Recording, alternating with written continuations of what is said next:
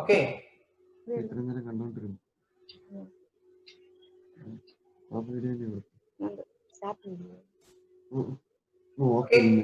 രാവിലെ മനുഷ്യർക്ക് അപ്പോഴ് എന്തെങ്കിലും നിങ്ങൾക്ക് ചോദിക്കാനുണ്ടെങ്കിൽ അന്നേരം ഓൺ ചെയ്ത് ചോദിക്കുക.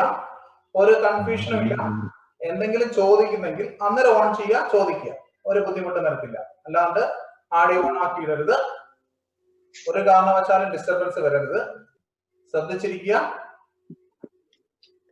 ഇനി 3 രീതിയിലാണ് നമ്മൾ ഈ ഓർഗാനിക് ഇവിടെ ഡിസ്കസ് ചെയ്യാൻ പോകുന്നത്. ഒന്ന്, ഫസ്റ്റിലുള്ള 2 ചാപ്റ്റർ നമുക്കറിയാം. ഏതൊക്കെ chapter? Organic chemistry, some basic principles and techniques എന്ന് പറയുന്ന ചാപ്റ്റർ. രണ്ടാമത്തെ ചാപ്റ്റർ ഹൈഡ്രോ കാർബൺ ആണ്. പിന്നെ നമുക്ക് സെക്കൻഡറി വന്നിട്ടാണ് ചാപ്റ്റർ ഉള്ളത്. ഏതൊക്കെ? Halo alkenes, halo arenes, then alcohol, phenol, ether. അത് കഴിഞ്ഞിട്ട് aldehyde, ketones and carboxylic acid. Then ഇത്രയാണ് നമ്മുടെ ചാപ്റ്റർ എന്ന് പറയുന്നത്. അപ്പൊ മൊത്തം ടോട്ടല് പിന്നെ ബയോമോളിക്യൂൾസ് വരും. ബയോമോളിക്യൂൾസ് കുഴപ്പമില്ല. പക്ഷെ ഈ 5 ചാപ്റ്റർ മൊത്തം ടോട്ടൽ 2 ചാപ്റ്റർ ഫസ്റ്റ് ഇയറിലും ബാക്കി ഹാലോ ആൽക്കൈൻസും ആൽക്കഹോൾ, ഫീനോളും ആൽഡിഹൈഡും അമീൻസും വരുന്ന 4 ചാപ്റ്റർ. മൊത്തം 6 ചാപ്റ്റർ ആണ് നമുക്ക് ഡിസ്കഷന് വരുന്നത്. ഈ 6 ചാപ്റ്ററില് ഫസ്റ്റ് ചാപ്റ്റർ ബേസ് പ്രിൻസിപ്പിൾ ആണ്. പിന്നെ പ്യൂരിഫിക്കേഷനും ഡിറ്റക്ഷനും ഫസ്റ്റ് ചാപ്റ്ററിൽ. സെക്കൻഡ് മുതൽ ഹൈഡ്രോ കാർബൺ മുതൽ പഠിക്കുമ്പോൾ നമ്മൾ പഠിക്കുന്നതിന്റെ പ്രത്യേകത അതാണ് നമ്മൾക്ക് കൺഫ്യൂഷൻ ഉണ്ടാവുന്നത്. ഒന്ന്, റൂട്ട് മാപ്പ് ഉണ്ടാക്കി വേണം നമ്മൾ പഠിക്കാൻ. ഞാനിവിടെ ഓരോ കോമ്പൗണ്ട്സിന്റെ റൂട്ട് മാപ്പ് ഉണ്ടാക്കി നിങ്ങൾക്ക് തരാനാണ്. അപ്പം ഇനി ആൽക്കൈൻസിന്റെ 1, 2 നമുക്ക് പഠിക്കാനുള്ള കോമ്പൗണ്ട് ആൽക്കീൻ ആണ്, 3 ആൽക്കൈൻ ആണ്. ശ്രദ്ധിക്കുക, 3 കോമ്പൗണ്ട്സ് ഫസ്റ്റ് ഇയറിൽ നമുക്ക് വരുന്നുണ്ട്. ഈ 3 കോമ്പൗണ്ട്സ് ഏതൊക്കെയാ? 1 alkynes, 2 alkenes, 3 alkyne, then benzene. ഇതാണ് ഹൈഡ്രോ കാർബണിലെ 4 കോമ്പൗണ്ട്സ്. ഹൈഡ്രോ കാർബണിലെ 4 കോമ്പൗണ്ട്സ് അതാണ്. ബെൻസീൻ. അപ്പൊ ഇതിന്റെ എല്ലാം പ്രിപ്പറേഷൻ പ്ലസ് കെമിക്കൽ പ്രോപ്പർട്ടി. ഇവിടെ പ്രിപ്പറേഷനകത്തും കെമിക്കൽ പ്രോപ്പർട്ടിയിലും നമ്മൾ റൂട്ട് മാപ്പ് ഉണ്ടാക്കുമ്പോൾ ഇപ്പം ആ റൂട്ട് മാപ്പിൽ വരുമ്പോൾ നമുക്ക് പ്രിപ്പറേഷൻ പ്ലസ് കെമിക്കൽ പ്രോപ്പർട്ടി എടുക്കും. അപ്പൊ ഇവിടെ നമ്മൾ ഈ റൂട്ട് മാപ്പ് എഴുതി കഴിയുമ്പോഴത്തേക്ക് അവിടെ നെയിം റിയാക്ഷൻസ് അതിന് പ്രത്യേകം എടുത്ത് പഠിക്കണം. ഞാൻ റൂട്ട് മാപ്പ് പഠിപ്പിച്ചതിന് ശേഷം നിങ്ങൾക്ക് ഓരോ നെയിം റിയാക്ഷൻ, അതായത് നെയിം റിയാക്ഷൻ എല്ലാം കൂടെ സോർട്ട് ചെയ്ത് അതൊരു കാറ്റഗറി ആയിട്ട് മുമ്പോട്ട് കൊണ്ടുപോകണം. എല്ലാ നെയിം റിയാക്ഷനും കൂടെ സോർട്ട് ചെയ്ത് ഒരു കാറ്റഗറി ആയിട്ട് മുമ്പോട്ട് കൊണ്ടുപോകണം. അപ്പൊ നെയിം റിയാക്ഷൻസ്, ഓക്കെ, അതാണ് ഉള്ളത്. Name reactions. ദെൻ കെമിക്കൽ പ്രോപ്പർട്ടിയിൽ പിന്നെ നമുക്ക് ടൈപ്സ് ഓഫ് റിയാക്ഷൻ ഉണ്ട്. Types of reaction. അപ്പൊ നമ്മൾ ഓർഗാനിക് കെമിസ്ട്രി പഠിക്കുമ്പോൾ നമ്മുടെ കൺഫ്യൂഷൻ ഒഴിവാക്കാനുള്ള മാർഗം എന്ന് പറഞ്ഞാൽ ഒന്ന്, റൂട്ട് മാപ്പ് ഉണ്ടാക്കുക.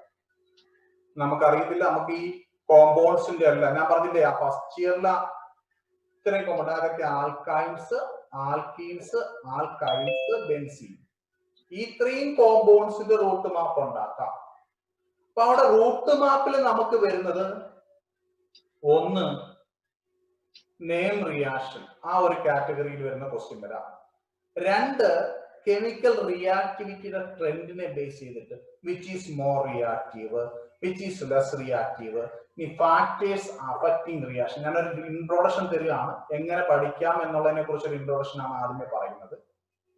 കാരണം ഇപ്പൊ നമ്മുടെ കൂട്ടത്തില് 3 കാറ്റഗറി പിള്ളേർ ഇരിപ്പുണ്ട്. നമുക്കറിയാം, റിപ്പീറ്റേഴ്സ്, നമ്മുടെ റിപ്പീറ്റേഴ്സ്, പിന്നെ ഇപ്പൊ ജോയിൻ ചെയ്ത റിപ്പീറ്റേഴ്സ്, ക്രാഷ്, ഇങ്ങനെ 3 കാറ്റഗറി ഇരിക്കുന്നത് കൊണ്ട് നമ്മൾ റിപ്പീറ്റേഴ്സിന് പറയുന്നത് പോലെ അല്ല, നമുക്ക് ഓർഗാനിക് കെമിസ്ട്രി മൊത്തത്തിൽ എങ്ങനെ പഠിക്കാം, ക്വസ്റ്റ്യൻസ്, നീറ്റിന്റെ ക്വസ്റ്റ്യൻ ഏത് കാറ്റഗറി വരും, അത് എങ്ങനെ ചെയ്യാം എന്നുള്ളതാണ് പറയുന്നത്. അതിനാണ് ഞാൻ ആദ്യമേ പറയുന്നത്. ഫസ്റ്റ് എല്ലാ കോമ്പൗണ്ട്സിനെയും പരിചയപ്പെടണം. നമുക്ക് എത്ര കോമ്പൗണ്ട്സ് ഉണ്ടെന്ന് പരിചയപ്പെടണം. ഞാൻ പറഞ്ഞു ഫസ്റ്റ് ഇയറിൽ ഏതൊക്കെ കോമ്പൗണ്ട്സാ?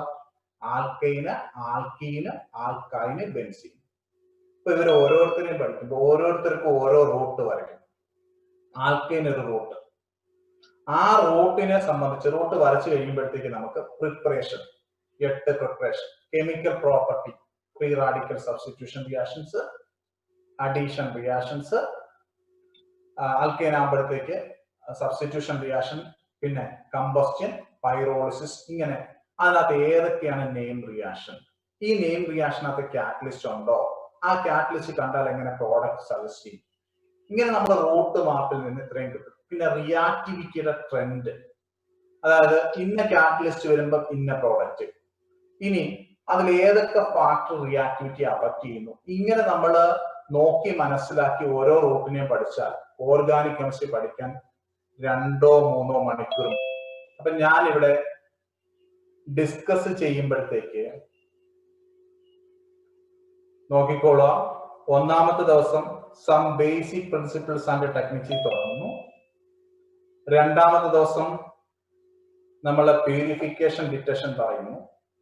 പിന്നെ ആ ചാപ്റ്ററിനെ ബേസ് ചെയ്തിട്ടുള്ള എല്ലാ ക്വസ്റ്റ്യൻസും നമ്മൾ ഡിസ്കസ് ചെയ്യും. ഏതൊക്കെ കാറ്റഗറി ക്വസ്റ്റ്യൻ വരാം, എങ്ങനെ വരാം എന്ന് ചിന്തിക്കും. പിന്നെ അടുത്ത ദിവസം മുതൽ നമ്മൾ റൂട്ട് മാപ്പുകൾ, ഓരോ കോമ്പൗണ്ടിൻ്റെതായിട്ടുള്ള റൂട്ട് മാപ്പും അതിന്റെ ക്വസ്റ്റ്യൻസും പറയും. അങ്ങനെ ടോട്ടൽ 10 മണിക്കൂർ കൊണ്ട് നമ്മൾ നിങ്ങൾക്ക് നീറ്റിന് വേണ്ടുന്ന എല്ലാ ഓർഗാനിക് കെമിസ്ട്രിയുടെയും ടോപ്പിക്ക് കവർ ചെയ്യും. ഓക്കെ, റെഡിയാണല്ലോ? ഞാൻ പറഞ്ഞത് ഒന്നുകൂടെ പറയാം. ഓർഗാനിക് കെമിസ്ട്രി അതെങ്ങനെ പഠിക്കണം എന്നുള്ളതും ഓരോ ക്വസ്റ്റിനെ എങ്ങനെ ഫേസ് ചെയ്യണം എന്നുള്ളതുമാണ് നമ്മൾ ഡിസ്കസ് ചെയ്യുന്നത്. അപ്പൊ നമുക്ക് എല്ലാവർക്കും വേണ്ടിയിട്ട് നീറ്റ് പരീക്ഷ മുമ്പിൽ നിൽക്കുന്നത് കൊണ്ടാണ് ഓർഗാനിക് തന്നെ എടുത്തത്. ഓക്കെ ആണോ? റെഡിയാണോ? തുടങ്ങാവോ? റിപ്ലൈ ചെയ്തോ? തുടങ്ങാവോ? ഓക്കെ, തുടങ്ങാവോ? Okay okay. മുഫ്തിയാണോ?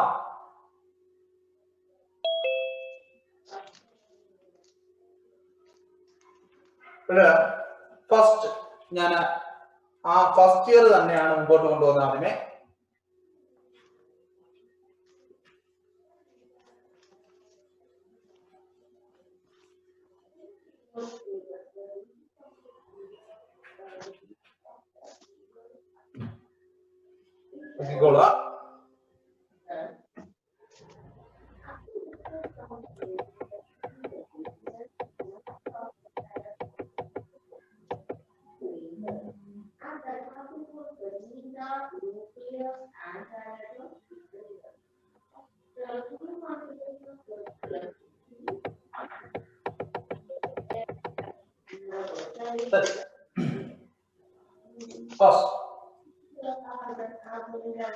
Some basic principle നിന്ന് തുടങ്ങുകയാണ്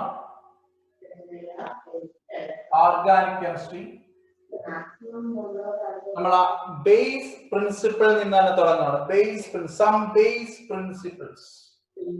അങ്ങനെ ഒരുപാട് സമയമൊന്നും നിങ്ങൾ എടുക്കുന്നില്ല ഓർഗാനിക് കെമിസ്ട്രി മൊത്തത്തിൽ തീരാനായിട്ട്. ഞാൻ പറഞ്ഞല്ലോ, റൂട്ട് മാപ്പ് തന്നിട്ട് ഓരോ കോമ്പൗണ്ടിന്റെയും റൂട്ട് മാപ്പിൽ നിന്നും ഏതൊക്കെയാണ് നെയിം റിയാക്ഷൻ, ആ നെയിം റിയാക്ഷൻ എങ്ങനെ കണ്ടെത്താം, ആ നെയിം റിയാക്ടിവിറ്റി എങ്ങനെ, ആ റിയാക്ടിവിറ്റിയുടെ ഓർഡർ എങ്ങനെ, അതിന് ഏതൊക്കെ ഫാക്ടറാണ് അഫക്ട് ചെയ്യുന്നത്, ഇങ്ങനെയുള്ള കാര്യങ്ങൾ ഓരോന്നായിട്ട് പറയും. അപ്പോഴത്തേക്ക് നമുക്ക് ക്വസ്റ്റ്യൻസ് എങ്ങനെ വരാമെന്ന് മനസ്സിലാവും. പിന്നെ നീറ്റിന് ചോദിച്ച കുറെ ക്വസ്റ്റ്യൻസ് വെച്ചിട്ടാണ്. So first of all base principle എന്തായാലും പഠിച്ചേ പറ്റത്തുള്ളൂ. സം ബേസ് പ്രിൻസിപ്പിൾസ് എന്തായാലും നമ്മൾ നോക്കിയേ പറ്റത്തുള്ളൂ. ബേസ് പ്രിൻസിപ്പിൾസ് ഇന്ന് തുടങ്ങും.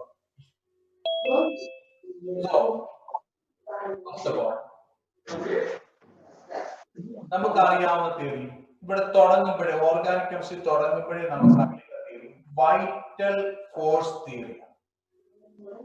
ഞാൻ തുടങ്ങാണ്, മൊത്തത്തിൽ പറഞ്ഞു പോകത്തേ ഉള്ളൂ കേട്ടോ, എല്ലാ ടോപ്പിക്കും ആവുകയും ചെയ്യും.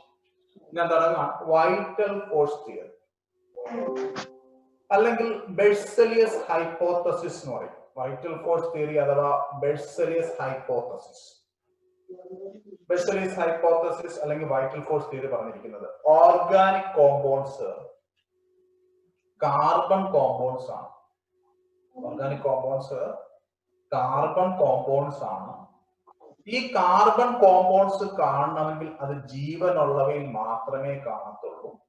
ജീവൻ ഉണ്ടാവണമെങ്കിൽ എന്താ വേണം? മിസ്റ്റീരിയസ് ഫോഴ്സ്, ഏതോ ഒരു അജ്ഞാത ശക്തിയുടെ പ്രവർത്തന ഫലമായിട്ട് മാത്രമേ ജീവൻ ഉണ്ടാവത്തുള്ളൂ. അതായത് ഓർഗാനിക് കോമ്പൗണ്ട് ലബോറട്ടറിയിൽ സിന്തസിസ് ചെയ്യാൻ പറ്റത്തില്ല. But synthesis only in the presence of some mysterious force. This theory is called vital force theory. So what is vital force theory? ഇപ്പം റിപ്പീറ്റുകാർ, നമ്മുടെ പഴയ റിപ്പീറ്റുകാർ അവരെന്തിനാ ഇതൊക്കെ പറയുന്നത് ചിന്തിക്കണ്ട. നമുക്ക് ഓരോ ടോപ്പിക്, അതായത് ഫ്രം ദ ബിഗിനിങ്, അത്ര സമയം എടുക്കത്തില്ല ഈ സാറേ എന്ന ഡൗട്ട് ഒന്നും വേണ്ട. നമ്മളത് കൃത്യമായിട്ട് റൂട്ട് വരച്ചിട്ടേക്ക്, മീൻസ് എങ്ങനെ പോകണം എന്നുള്ളത് വരച്ചിട്ടേക്കാണ്, സിസ്റ്റമാറ്റിക് ആയിട്ടാണ് ചെയ്യുന്നത്. വിത്തിൻ 10 മണിക്കൂർ കൊണ്ട് നിങ്ങളുടെ എല്ലാ ഓർഗാനിക് കെമിസ്ട്രിയുടെ നീറ്റിന് വരുന്ന എല്ലാ ടൈപ്പ് ക്വസ്റ്റ്യൻസും കവർ ചെയ്യാൻ നമുക്ക് പറ്റും. പക്ഷെ നമ്മൾ പറഞ്ഞതുപോലെ 2 ബാച്ചുകാരും കൂടെ ഉണ്ടായിട്ട് നമുക്ക് ബേസ് കൊണ്ട് തുടങ്ങേണ്ടതായിട്ടുണ്ട്. അപ്പൊ ബേസ് കൊണ്ട് ശ്രദ്ധിച്ചോളുക. ഓരോ ബേസ് ടോപ്പിക്കിൽ നിന്നും വരുന്ന ടൈപ്പ് ഓഫ് ക്വസ്റ്റ്യൻസ് നമുക്ക് കൂടെ പറയാം. So vital force theory, according to this theory, organic compounds are formed only in the presence of some mysterious force. Cannot be synthesized in the laboratory. Organic compound laboratory synthesis ചെയ്യാൻ പറ്റത്തില്ല. ഇത് ഏതോ ഒരു അജ്ഞാത ശക്തിയുടെ പ്രവർത്തന ഫലമായിട്ട് മാത്രമേ ജീവൻ ഉണ്ടാവത്തുള്ളൂ. ജീവൻ ഉണ്ടെങ്കിലേ ഓർഗാനിക് കോമ്പൗണ്ട്സ് ഉണ്ടാവത്തുള്ളൂ എന്നാണ് വിശ്വസിച്ചത്. Organic compound cannot be synthesized in the laboratory, but can be prepared, but can be found only in the presence of some mysterious force or vital force. This theory is called the vital force theory, forwarded by Berzelius, or this hypothesis is called the Berzelius hypothesis. അങ്ങനെ ഇരിക്കുമ്പോഴാണ് vital force theory ആണ് first point. അങ്ങനെ ഇരിക്കുമ്പോഴാണ് നമ്മുടെ ആരാണെന്നറിയോ, Wöhler, അദ്ദേഹം first organic compound, ആദ്യത്തെ organic compound ലബോറട്ടറിയിൽ synthesis ചെയ്തു. ആദ്യത്തെ ഓർഗാനിക് കോമ്പൗണ്ട് ലബോറട്ടറിയിൽ സിന്തസിസ് ചെയ്ത കോമ്പൗണ്ട് യൂറിയ ആണ്. ഈ യൂറിയ സിന്തസിസ് ചെയ്തത് വൂളർ ആണ്. ലബോറട്ടറിയിൽ സിന്തസിസ് ചെയ്ത first organic compound is urea. അത് തികച്ചും ഇനോർഗാനിക് ആയിട്ട് ശ്രദ്ധിച്ചോളാം. അമോണിയം ക്ലോറൈഡിനെ പൊട്ടാസ്യം സയനൈറ്റുമായിട്ട് ഹീറ്റ് ചെയ്യുമ്പോ നമുക്ക് അമോണിയം സയനൈറ്റ് ആയിട്ട് മാറും. ഈ അമോണിയം സയനൈറ്റിനെ ഹീറ്റ് ചെയ്യുമ്പോഴാണ് യൂറിയ എന്ന് പറയുന്ന കോമ്പൗണ്ട് നമുക്ക് കിട്ടുന്നത്. കണ്ടോ? അപ്പൊ തികച്ചും ഇനോർഗാനിക് ആയിട്ടുള്ള അമോണിയം ക്ലോറൈഡിനെ പൊട്ടാസ്യം സയനൈറ്റിനെ ഹീറ്റ് ചെയ്യുമ്പോഴാണ് നമുക്ക് അമോണിയം സയനൈറ്റ് ആയത്. ഈ അമോണിയം സയനൈറ്റിനെ ഹീറ്റ് ചെയ്തപ്പം ഓർഗാനിക് ആയിട്ടുള്ള യൂറിയ കിട്ടി. വൂളർ എന്ന് പറയുന്ന സയന്റിസ്റ്റ് ആണ് ആദ്യത്തെ ഓർഗാനിക് കോമ്പൗണ്ട് ലബോറട്ടറിയിൽ സിന്തസിസ് ചെയ്തത്. ഏതാണ് first organic compound synthesis in the laboratory? Urea. From which compound? Ammonium cyanate. ഈ അമോണിയം സയനൈറ്റ് എന്ന് പറയുന്ന കോമ്പൗണ്ട് കിട്ടണമെങ്കിൽ അമോണിയം ക്ലോറൈഡും പൊട്ടാസ്യം സയനൈറ്റ് ഹീറ്റ് ചെയ്യണം. അങ്ങനെ ഹീറ്റ് ചെയ്യുമ്പോഴാണ് അമോണിയം സയനൈറ്റ് കിട്ടുന്നത്. ഈ അമോണിയം സയനൈറ്റ് ഹീറ്റ് ചെയ്യുമ്പോഴാണ് നമുക്ക് എന്ത് കിട്ടുന്നത്? യൂറിയ കിട്ടുന്നത്. അപ്പൊ first organic compound prepared in the laboratory. ആദ്യത്തെ ഓർഗാനിക് കോമ്പൗണ്ട് ലബോറട്ടറിയിൽ ഉണ്ടാക്കിയ ആദ്യത്തെ ഓർഗാനിക് കോമ്പൗണ്ട് നമുക്കറിയാം, ഏതാ? യൂറിയ. ആരാണ് ആ ഓർഗാനിക് കോമ്പൗണ്ട് പ്രിപ്പയർ ചെയ്തത്? വൂളർ എന്ന് പറയുന്ന സയന്റിസ്റ്റ്.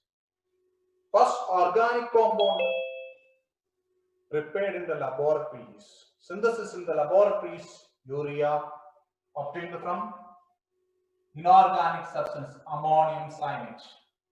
adine heat ചെയ്തപ്പോൾ നമുക്ക് യൂറിയ കിട്ടി. യൂറിയ ഈസ് NH2CO NH2, ഒരു ഡൈ അമൈഡ് ആണ് യൂറിയ. കണ്ടോ? അപ്പൊ യൂറിയ എന്ന് പറയുന്ന ഒരു ഡൈ അമൈഡ് ഒരു ഓർഗാനിക് സബ്സ്റ്റൻസ് ആണ്. ആ ഓർഗാനിക് സബ്സ്റ്റൻസ് കിട്ടിയത് തികച്ചും ഇനോർഗാനിക് ആയിട്ടുള്ള അമോണിയം സയനൈറ്റിൽ നിന്നാണ്. ഈ അമോണിയം സയനൈറ്റ് കിട്ടാൻ അമോണിയം ക്ലോറൈഡും പൊട്ടാസ്യം സയനൈറ്റ് ഹീറ്റ് ചെയ്തിട്ടാണ് കിട്ടിയത്. ഓക്കെ, ഇനി അതിനകത്ത് നിന്ന് വരുന്ന നെക്സ്റ്റ് ടോപ്പിക് എന്ന് പറയുന്നത് നമുക്കറിയാം കോൾസ്. നമ്മൾ ഒരുപാട് റിയാക്ഷനകത്ത് കേട്ടിട്ടുള്ള ഒരു പേരാണ് Kolb. Calls electrolysis, calls synthesis, calls reaction, ഇങ്ങനെ ഒരുപാട് പേര് കേട്ടിട്ടുണ്ട് നമ്മൾ ഓർഗാനിക് അതല്ലേ. അപ്പൊ കോൾബാണ് അടുത്ത സയൻസ്. അദ്ദേഹം ലബോറട്ടറിയിൽ അസറ്റിക് ആസിഡ് എന്ന് പറയുന്ന കോമ്പൗണ്ട് സിന്തസിസ് ചെയ്തു. Further Kolb laboratory synthesis the organic compound acetic acid, നമ്മൾ വിനാഗിരി എന്ന് വിളിക്കുന്ന അസറ്റിക് ആസിഡ് കോൾബ് കണ്ടുപിടിച്ചു. ദെൻ ബർത്തുലോട്ട് എന്ന് പറയുന്ന സയന്റിസ്റ്റ്, അടുത്തത് ബർത്തുലോട്ട് എന്ന് പറയുന്ന സയന്റിസ്റ്റ് ആണ്. അദ്ദേഹം മീഥൈൻ ഐസൊലേറ്റ് ചെയ്ത്, അദ്ദേഹം ഐസൊലേറ്റ് ചെയ്ത കോമ്പൗണ്ട് ആണ് മീഥൈൻ. ഈ മീഥൈന് വേറൊരു പ്രത്യേകത, ബർത്തുലോട്ട് ഐസൊലേറ്റ് ചെയ്ത മീഥൈൻ ഒരു പ്രത്യേകതയുണ്ട്. First organic compound from synthesis from its element. First organic compound synthesis from its element. അതിന്റെ എലമെന്റിൽ നിന്ന് ആദ്യമായിട്ട് സിന്തസിസ് ചെയ്ത ഓർഗാനിക് കോമ്പൗണ്ട് ആണ് എന്താ, methane. First organic compound from synthesis from its element is methane. ഇപ്പൊ ഇവിടെ രണ്ട് ക്വസ്റ്റ്യൻ ആണ് ചോദിക്കാൻ സാധ്യത. ഒന്ന്, first organic compound synthesis in the laboratory is urea. രണ്ടാമത്, first organic compound synthesis from its element, അതിന്റെ എലമെന്റിൽ നിന്ന് നിർമ്മിച്ചത് മീഥൈൻ. ബർത്തുലോട്ട്. അപ്പൊ മൂന്ന് പേരെ മനസ്സിലായി. വൂളർ നിർമ്മിച്ചത് യൂറിയ, കോൾബ് നിർമ്മിച്ചത് അസറ്റിക് ആസിഡ്, ബർത്തുലോട്ട് നിർമ്മിച്ച ഗ്യാസ് മീഥൈൻ ഗ്യാസ്. ഓക്കെ, അപ്പൊ അത് ആണ് ഇൻട്രോഡക്ഷനകത്ത് വരുന്നത്. Vital force theory. ആ ലബോറട്ടറിയിൽ സിന്തസിസ് ചെയ്യാൻ പറ്റത്തില്ല, ഒരു മിസ്റ്റീരിയസ് ഫോഴ്സ് വേണം. ആ ഫോഴ്സിനെ വൈറ്റൽ ഫോഴ്സ് എന്ന് വിളിക്കാം. ആ തിയറി വൈറ്റൽ ഫോഴ്സ് തിയറി ആണ്. ദെൻ അതൊക്കെ തെറ്റാണെന്ന് തെളിയിച്ചുകൊണ്ട് വൂളർ ആദ്യത്തെ ഓർഗാനിക് കോമ്പൗണ്ട് യൂറിയ നിർമ്മിച്ചു. തികച്ചും ഇനോർഗാനിക് ആയിട്ടുള്ള അമോണിയം സയനൈറ്റിനെ ഹീറ്റ് ചെയ്തിട്ടാണ് യൂറിയ പ്രിപ്പയർ ചെയ്തത്. Then Kolb acetic acid prepare ചെയ്തു. ദെൻ ബർത്തുലോട്ട് വന്നിട്ട് മീഥൈൻ ഗ്യാസ് ഐസൊലേറ്റ് ചെയ്തു. ഓക്കെ, ഇത്രയും കാര്യങ്ങളാണ് ആദ്യമേ നമുക്കുള്ളത്. സെക്കൻഡ്, രണ്ടാമത്തെ പോയിന്റ് ഞാൻ പറഞ്ഞു, ഓരോ ടോപ്പിക്കിന്റെയും എല്ലാ പോയിന്റും ഡിസ്കസ് ചെയ്ത് നിങ്ങൾക്ക് എന്ത് കൺഫ്യൂഷൻ ഉണ്ടോ അതെല്ലാം മാറ്റുന്ന രീതിയിലായിരിക്കും മുമ്പോട്ട് പോകുന്നത്.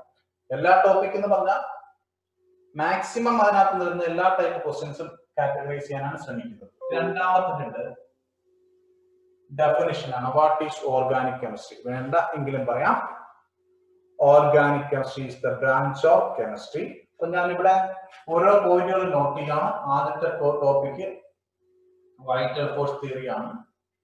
അതിൽ നിന്ന് രണ്ട് ക്വസ്റ്റ്യൻ ആണ് ഞാൻ കണ്ടിട്ടുള്ളത് ഇതുവരെ. ഒന്നാമത്തെ question, first organic compound synthesised by Wohler, that is urea, ഒരു ഡൈ അമൈഡ് ആണ്, അമോണിയം സയനൈറ്റിനെ ഹീറ്റ് ചെയ്തപ്പോഴാണ് കിട്ടിയത്. രണ്ടാമത്തെ question, first organic compound synthesised from its element is methane by Berthelot. രണ്ട് ഡെഫിനിഷൻ ആണ്. Is a branch of chemistry which deals with the study of hydrocarbon and its derivatives. Is the branch of chemistry which deals with the study of hydrocarbon and its derivatives. ഞാൻ എന്തിനാ ഈ definition പറഞ്ഞെന്ന് ചോദിച്ചാൽ, നമ്മൾ first ഇയറും second ഇയറുമായിട്ട് പഠിക്കുന്ന ഹൈഡ്രോകാർബണിനെയും അതിന്റെ ഡെറിവേറ്റീവ്സിനെയും മനസ്സിലാക്കി തരാനാണ് definition പറഞ്ഞത്. നമ്മൾ ഹൈഡ്രോകാർബൺ പറഞ്ഞു, ഞാൻ നേരത്തെ പറഞ്ഞതാണ്. ഹൈഡ്രോകാർബണിനകത്ത് ആൽക്കൈനെയും ആൽക്കീനെയും ആൽക്കൈനെയും പിന്നെ ബെൻസീനെയും പഠിക്കണം.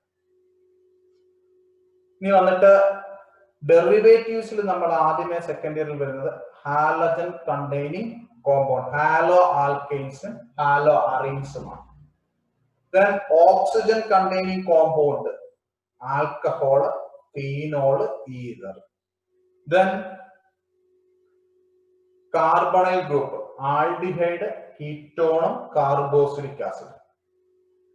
Then nitrogen containing functional group, അവിടെ നമ്മൾ അമീനും ഡയസോണിയം സാൾട്ടും മാത്രമേ ചർച്ചയ്ക്ക് വെക്കുന്നുള്ളൂ. പക്ഷെ നീറ്റിന് വരുമ്പോഴത്തേക്ക് നൈട്രയിലും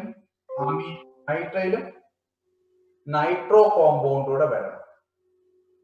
നൈട്രോ കോമ്പൗണ്ട് കൂടെ വരണം. അതാണ് ഞാൻ പറയാൻ കാര്യം. അപ്പൊ ഇത്രയും പഠിച്ചാൽ മാത്രമേ നമുക്ക് എന്ത് ചെയ്യാൻ പറ്റത്തുള്ളൂ. ഈ ഓരോ കോമ്പൗണ്ട്, ഞാൻ ഇത്രയും പറഞ്ഞ കോമ്പൗണ്ടില്ലേ, ഈ ഓരോ കോമ്പൗണ്ടിന്റെയും റൂട്ട് പറയാനാണ് ഞാൻ ശ്രമിക്കുന്നത്. അപ്പൊ നമുക്ക് അറിയാത്തതുപോലെ നമ്മൾ ചാപ്റ്റർ പഠിക്കുമ്പോൾ, ഓർഗാനിക് കെമിസ്ട്രി പഠിക്കുമ്പോൾ പണ്ടുതൊട്ട് നമ്മൾ ചെയ്യുന്നത് ഓരോ ചാപ്റ്റർ എടുത്ത് വെച്ച് നമ്മൾ പഠിക്കും. എന്നാൽ നീറ്റ് പരീക്ഷയ്ക്ക് പോകുമ്പോൾ, ഞാൻ അന്ന് പറയുന്നതാണ്, നീറ്റ് പരീക്ഷയ്ക്ക് ചെല്ലുന്നതിന് മുമ്പ് എങ്ങനെ അതിനെ കാറ്റഗറൈസ് ചെയ്യണമെന്ന് നമ്മൾ നോക്കുന്നില്ല. ഞാൻ പറഞ്ഞു ആൽക്കൈൻ അതാണ് പഠിക്കുന്നെങ്കിൽ, അത് മാത്രമാണ് നമ്മൾ പഠിക്കുന്നെങ്കിൽ, ആൽക്കൈനകത്ത് നിന്ന് 3 പറഞ്ഞല്ലോ റൂട്ട്, അതിനകത്ത് പ്രിപ്പറേഷൻ, അതിന്റെ കൂടെ പ്രോപ്പർട്ടി. അവിടെ പ്രിപ്പറേഷനകത്ത് എന്തെങ്കിലും സംഗതി വരുന്നുണ്ടോ? ഉണ്ട്. പ്രിപ്പറേഷനകത്ത് എന്ത് വരാം, എങ്ങനെ വരാം? അതായത് ഒരു പ്രൈമറി ആൽക്കഹോൾ തന്നാൽ അത് ഏത് ടൈപ്പ് ആൽക്കൈനെ ആവത്തുള്ളൂ. അല്ലെങ്കിൽ നമുക്ക് തരുന്ന ഒരു ഓക്സിഡേഷൻ ആണ് തരുന്നെങ്കിൽ, ആൽക്കലൈൻ കേമനോഫോർ വെച്ചിട്ട് ഓക്സിഡേഷൻ നടത്തുമ്പോൾ തരുന്ന ആൽക്കൈലൈൻ ആണോ മോളിബ്ഡിൻ ഓക്സൈഡ് വെച്ച് തരുമ്പോൾ? ശ്രദ്ധിച്ചു നോക്കിയാൽ മാത്രമേ നമുക്ക് എന്ത് ചെയ്യാൻ പറ്റത്തുള്ളൂ, അതിനെ മനസ്സിലാക്കി മുമ്പോട്ട് കൊണ്ടുപോകാൻ പറ്റത്തുള്ളൂ. അതാ ഞാൻ പറഞ്ഞേ, നമ്മൾ പഠിക്കുമ്പോഴത്തേക്ക് ആദ്യമേ അതിനെ റൂട്ടിൽ കൊണ്ടുപോവുക, റൂട്ടിനകത്ത് നിന്നുകൊണ്ട് ക്വസ്റ്റ്യൻസ് ചോദിക്കുക, റൂട്ടിലോട്ട് ക്വസ്റ്റ്യൻ ചോദിക്കുക. അപ്പോഴും നമുക്ക് നീറ്റ് ചെയ്യാൻ പറ്റും. അല്ലാണ്ട് നമ്മൾ ഓരോ ചാപ്റ്റർ എടുത്ത് വെച്ച് ഇന്ന, അല്ലെങ്കിൽ പിന്നെ ഒരു എളുപ്പ മാർഗം എന്ന് പറഞ്ഞാൽ എല്ലാ നെയിം റിയാക്ഷനും ആദ്യമേ കാറ്റഗറൈസ് ചെയ്യുക, പിന്നെ റിയാക്ടിവിറ്റിയുടെ ട്രെൻഡ് കാറ്റഗറൈസ് ചെയ്യുക. അത് പിന്നെ ഒരുപാട് സമയം എടുക്കണം. ഇതിന്റെ ഒന്നും ആവശ്യമില്ല. ഞാൻ പറഞ്ഞു, ഓർഗാനിക് കെമിസ്ട്രി പഠിക്കാൻ എളുപ്പമാണ്. അത് നമ്മൾ പഠിക്കുന്ന ഒരു രീതി അനുസരിച്ചിരിക്കും. കാറ്റലിസ്റ്റ് നോക്കി പഠിച്ചാൽ, നെയിം റിയാക്ഷനകത്ത് വരുന്ന കാറ്റലിസ്റ്റ് നോക്കി പഠിച്ചാൽ മാത്രം മതി ചില ക്വസ്റ്റ്യൻസ് അറ്റൻഡ് ചെയ്യാൻ. എല്ലാം കൂടെ ഒന്ന് ഓർമ്മിക്കണം എന്നില്ല. ഇല്ലെങ്കിൽ നെയിം റിയാക്ഷൻ പഠിക്കുമ്പോൾ ആലിഫാറ്റിക് എലമെന്റ്സ്, എ വരുന്ന നെയിം റിയാക്ഷൻസ്, ബി വരുന്ന നെയിം റിയാക്ഷൻ, അങ്ങനെ കാറ്റഗറൈസ് ചെയ്യണം. അപ്പൊ കുറച്ചുകൂടി എളുപ്പമുണ്ടാവും. നിനക്ക് സമയമുണ്ടോ സാറേ എന്നുള്ള ചോദ്യം ഇനി അടുത്തത്. ഒരുപാട് സമയമുണ്ട്. ഞാൻ പറഞ്ഞല്ലോ, ഒരു 4 ദിവസം അല്ലെങ്കിൽ 5 ദിവസം കൊണ്ട് ഇത് ഞാൻ എങ്ങനെ തീർത്തു തരാന്ന് പറഞ്ഞു. ഷുവറാ? അപ്പൊ സാർ ഇങ്ങനെ പെതുക്കെ പോയാലോ എന്ന ചോദ്യം വരാം. പെതുക്കെ പോയാലും ഞാൻ തീർക്കാം, കുഴപ്പമൊന്നുമില്ല. അപ്പൊ ഹൈഡ്രോ കാർബൺ, അതിന്റെ ഡെറിവേറ്റീവ്സിനെ കുറിച്ച് പഠിക്കുന്ന ബ്രാഞ്ചാണ് ഓർഗാനിക് കെമിസ്ട്രി. ഏതൊക്കെയാണ് ഡെറിവേറ്റീവ് എന്ന് പറഞ്ഞു ഞാൻ. അപ്പൊ നിങ്ങൾ ഡെറിവേറ്റീവ് പറഞ്ഞു, നിങ്ങൾ തന്നെ നോക്കി, നിങ്ങളൊന്ന് ക്ലാസ് ആക്കി നോക്കി. ഏതാ നിങ്ങൾക്ക് പഠിക്കേണ്ട കോമ്പൗണ്ടുകൾ ഏതൊക്കെയാണ് നിങ്ങൾക്ക് മനസ്സിൽ വന്നത്? അതാണ് ആദ്യമേ വരേണ്ടത്. ഞാൻ പറഞ്ഞല്ലോ, കുറെ നേരം കൊണ്ട് സാർ തന്നെ പറയുന്നെങ്കിലും നിങ്ങളുടെ മനസ്സിലുണ്ടോ ആൽക്കൈൻ വരണം? എനിക്ക് ആൽക്കൈൻ എല്ലാം അറിയാമോ എന്ന് നോക്കുക. അടുത്ത് എനിക്ക് അറിയേണ്ട കോമ്പൗണ്ട് ആൽക്കീൻ ആണ്. എനിക്ക് അടുത്തറിയേണ്ട കോമ്പൗണ്ട് ആൽക്കൈൻ ആണ്. ബെൻസീൻ ആണ് പിന്നെ എന്റെ കോമ്പൗണ്ട്. അങ്ങനെ ഓരോ കോമ്പൗണ്ടുകളാണ്. അതെങ്ങനെ പ്രിപ്പയർ ചെയ്യാം, അതിന്റെ കെമിക്കൽ പ്രോപ്പർട്ടി ഏതൊക്കെ, ഇങ്ങനെ എത്ര പേർക്ക് അറിയാം? നിങ്ങൾ ചിന്തിച്ചു നോക്കി. നമുക്ക് അറിയത്തില്ല. അതുകൊണ്ടാണ് നമുക്ക് ക്വസ്റ്റ്യനിലോട്ട് ചെല്ലാൻ പറ്റാത്തത്. അത് അറിയണമെങ്കിൽ എന്താ വേണം? നമ്മൾ ജസ്റ്റ് ഓരോ കോമ്പൗണ്ടും ആ റൂട്ടിലോട്ട് പോകാം. ഒരു 4-5 കോമ്പൗണ്ട് നമ്മൾ റൂട്ട് എഴുതി പഠിക്കുമ്പോഴത്തേക്ക് പിന്നെ നമ്മൾ സിസ്റ്റമാറ്റിക് ആയിക്കോളും. പിന്നെ ആരുടെ സഹായം വേണ്ട, എന്റെ സഹായം പോലും വേണ്ട ഓർഗാനിക് പഠിക്കാൻ. കേട്ടോ? നമ്മൾ സിസ്റ്റമാറ്റിക് ആവാത്തതിന്റെ കാരണം എന്താ? അത് ചാപ്റ്റർ വാരി വലിച്ചങ്ങ് പഠിച്ചേക്കുക. ആ ഒരു പുസ്തകം എടുക്കുക, അടുത്തൊരു ഗൈഡ് എടുക്കുക, അതിന്റെ അടുത്തൊരു ഗൈഡ് എടുക്കുക. ഒരു ഗൈഡല്ല, അത് പല ഗൈഡുകൾ എടുക്കുക, മറച്ചു വെക്കുക. അതെന്തെങ്കിലുമൊക്കെ ആവട്ടെ, അതെന്തെങ്കിലും ആവട്ടെ. പക്ഷെ അതേസമയം നമ്മുടേതായ നോട്ട് ഉണ്ടാക്കി നമ്മൾ പഠിക്കുകയാണെങ്കിൽ വലിയ ബുദ്ധിമുട്ടൊന്നും ഇല്ല. നമുക്ക് കൂടുതൽ സമയം കളയില്ല. ഞാൻ പറഞ്ഞത് ഒന്ന് മനസ്സിലാക്കി വെക്കുക.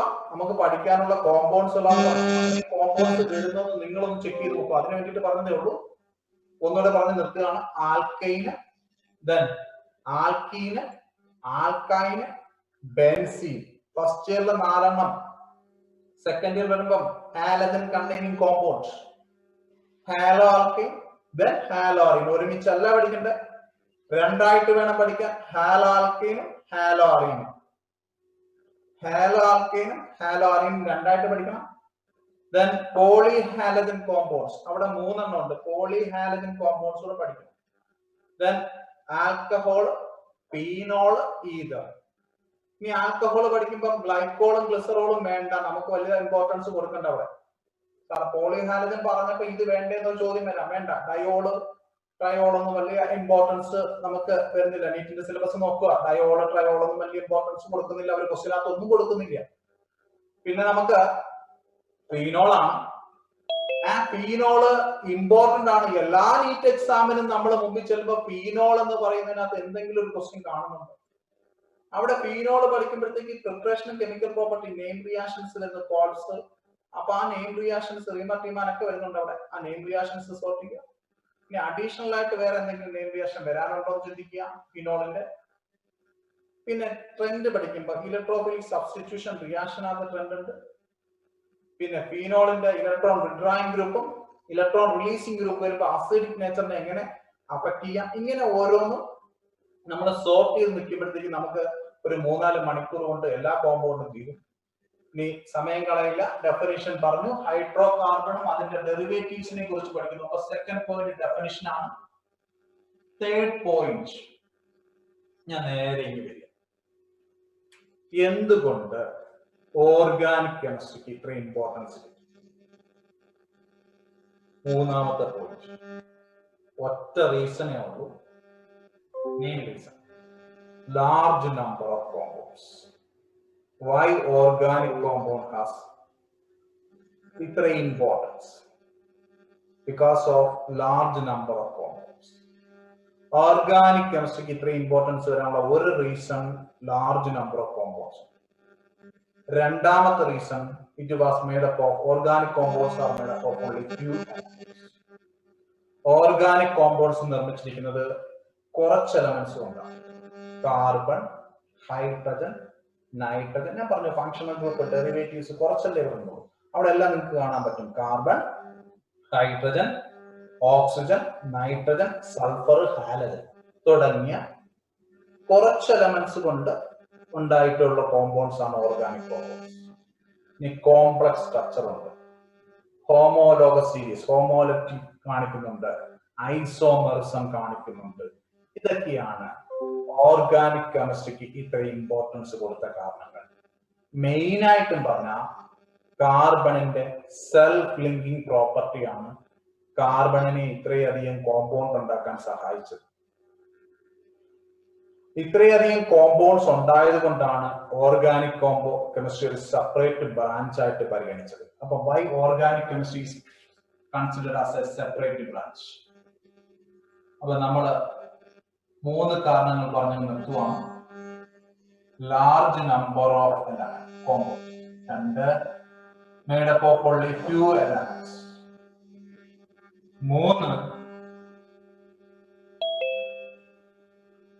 Homologous series. ഒരു ഫാമിലിയിലായിട്ട് ഇഷ്ടം മാതിരി എലമെന്റ് കോമ്പൗണ്ട്സ് വരുന്നുണ്ട്. ഹോമോലോഗസ് മീൻസ് അത്രേ ഉള്ളൂ, ഒരു ഫാമിലിയിൽ തന്നെ നമുക്ക് ഇഷ്ടം മാതിരി എലമെന്റ്സ് കോമ്പൗണ്ട്സിനെ കാണാൻ പറ്റും. അതാ ഞാൻ പറഞ്ഞ ഡെറിവേറ്റീവ്സ് പഠിക്കുമ്പോൾ നമുക്ക് ഒരു ഫാമിലിയെ പറ്റി തന്നെ പഠിക്കാം. ദെൻ ഐസോമർസം കാണിക്കുന്നു. ഇങ്ങനെ അങ്ങോട്ട് ഒരുപാട് കാരണങ്ങൾ ഓർഗാനിക് കെമിസ്ട്രിയുടെ സെപ്പറേറ്റ് ബ്രാഞ്ച് ആവാൻ കാരണമായി. അപ്പൊ 3 പോയിന്റുകളാണ് ഫസ്റ്റ് ഞാൻ പറഞ്ഞത്. ഇനി പോയിന്റുകൾ ഒരുപാട് ഡിസ്കഷൻ വരാൻ ഇല്ല. നമുക്ക് നേരെ നീറ്റിന് വേണ്ടുന്ന ടോപ്പിക്കിലോട്ട് പോവാണ്. ഒന്ന് ബേസ് കൺസെപ്റ്റുകളിലേക്ക് പോകും. Types of hybridisation.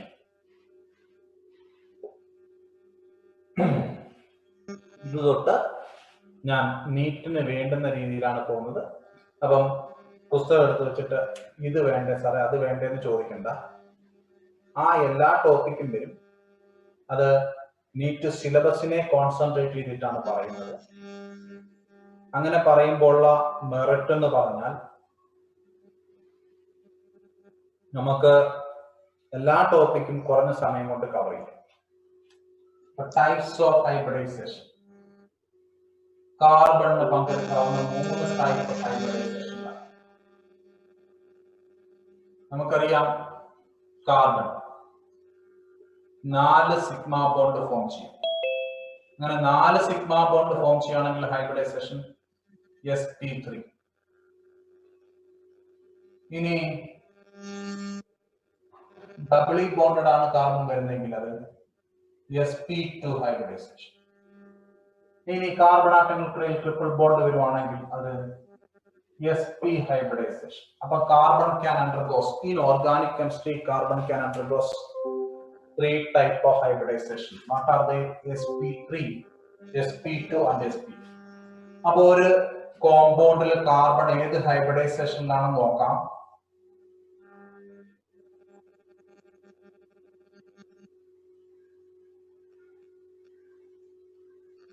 അപ്പൊ ഇവിടെ 2 കാർബൺ ട്രിപ്പിൾ ബോണ്ട് ആണെങ്കിൽ 2 കാർബൺ sp ആണ്.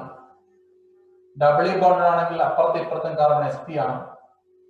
സിംഗിൾ ബോണ്ടഡ് ആണെങ്കിൽ sp3 ആണ്. അതായത് 4 വാലൻസി യൂസ് ചെയ്തിട്ടുണ്ട് സിഗ്മ ബോണ്ട് ഉണ്ടെങ്കിൽ അത് sp, 3 വാലൻസി യൂസ് ചെയ്തിട്ടുണ്ടെങ്കിൽ അത് sp2 hybridisation, 2 valency sigma bond use ചെയ്തിട്ടുണ്ടെങ്കിൽ അത് 2 കാർബൺ sp. അപ്പം ട്രിപ്പിളി ബോണ്ടഡ് ആണെങ്കിൽ 2 കാർബൺ sp, ഡബിളി ബോണ്ടഡ് ആണെങ്കിൽ ആ 2 കാർബൺ ബോണ്ടഡ് ആണെങ്കിൽ ആ കാർബൺ sp3 ഹൈബ്രിഡൈസേഷൻ ആണ്. അതിന്റെ 4 വാലൻസിയും യൂസ് ചെയ്തിട്ട് കോവാലന്റ് കോമ്പൗണ്ട് ഫോം ചെയ്തിട്ടുണ്ടെങ്കിൽ അത് sp3 ഹൈബ്രിഡൈസേഷൻ ആണ്.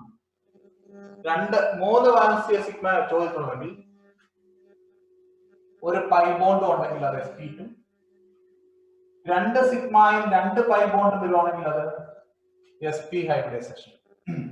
ഇനി sp3 എന്ന് പറയുമ്പോൾ നിങ്ങൾക്ക് അറിയാം ടെട്രാഹീഡ്രലാണ്. ബോണ്ട് ആംഗിൾ 109 ഡിഗ്രി 28 മിനിറ്റ് ആണ്. sp2 വരുമ്പോഴത്തേക്ക് ട്രയാഗണൽ പ്ലനാർ ആണ്. ബോണ്ട് ആംഗിൾ 120 ഡിഗ്രി ആണ്, പ്ലനാർ ആണ്. sp 180 degree linear. ഇത് ട്രയാഗണൽ പ്ലനാറും ഇത് ലീനിയറും. ഇത് ടെട്രാഹീഡ്രൽ നമുക്കറിയാം. ഇനി ഇവിടെ sp3 പ്രത്യേകത percentage of s character. sp3 വരുമ്പോഴത്തേക്ക് പെർസെന്റേജ് ഓഫ് s ക്യാരക്ടർ 100/4. 4 അല്ലേ, ഒരു എസും 3 ടിയും വരും. അപ്പൊ 100/4 വരുമ്പോഴത്തേക്ക് 25%. അപ്പം 100/4 25% s ക്യാരക്ടർ ആണ്. 25% s ക്യാരക്ടർ ആണ്. ബാക്കി p ക്യാരക്ടർ നോക്കിയേ, 75% p ക്യാരക്ടർ. അപ്പൊ ഇവിടെ s ക്യാരക്ടറിനെ ഡോമിനേറ്റ് ചെയ്ത് p ക്യാരക്ടർ വരുന്നു. ഇവിടെ പെർസെന്റേജ് ഓഫ് s ക്യാരക്ടർ വന്നിട്ട് 33.33%. Percentage of p character 66.7%. ഇവിടുത്തെ sp2 ലെ പെർസെന്റേജ് ഓഫ് s ക്യാരക്ടർ 33.33% ആണ്. sp2 ന്റെ പെർസെന്റേജ് ഓഫ് p ക്യാരക്ടർ 66.7%.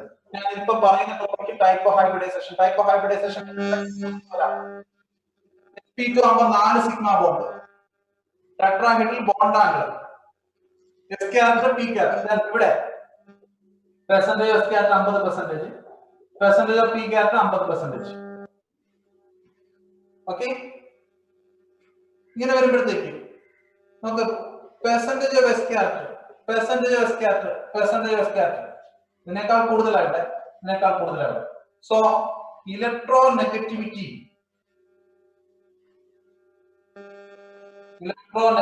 നമുക്ക് ഹൈബ്രിഡൈസേഷൻ അനുസരിച്ച് ഇലക്ട്രോ നെഗറ്റിവിറ്റി ഇതിനെ sp3 യേക്കാൾ കൂടുതലാണ്. sp2 കാർബണിന്റെ ഇലക്ട്രോ നെഗറ്റിവിറ്റി അതിനേക്കാൾ കൂടുതൽ sp യുടെ. sp3 എന്ന് പറയുമ്പോൾ 2.5 ആണെങ്കിൽ ഇത് 2.75 വരും ഇലക്ട്രോ നെഗറ്റിവിറ്റി. ഇത് 3 വരും. അപ്പൊ ഓർഡർ ഓഫ് ഇലക്ട്രോ നെഗറ്റിവിറ്റി നോക്കുക. sp3 കാർബണിന്റെ ഇലക്ട്രോ നെഗറ്റിവിറ്റി ഓർഡർ 2.5 ആണെങ്കിൽ sp2 ന്റെ ഇലക്ട്രോ നെഗറ്റിവിറ്റി ഓർഡർ 2.75 ആണ്. sp യുടെ electronegativity order of electronegativity. Types of hybridisation ആണ് നമ്മുടെ ഡിസ്കഷൻ വരുന്നത്. sp3 ആ sp3 s ക്യാരക്ടർ കുറവായതുകൊണ്ട് ഇലക്ട്രോ നെഗറ്റിവിറ്റി കുറവ്. ബുദ്ധിമുട്ടുണ്ടോ കേൾക്കുന്നതിനകത്ത്?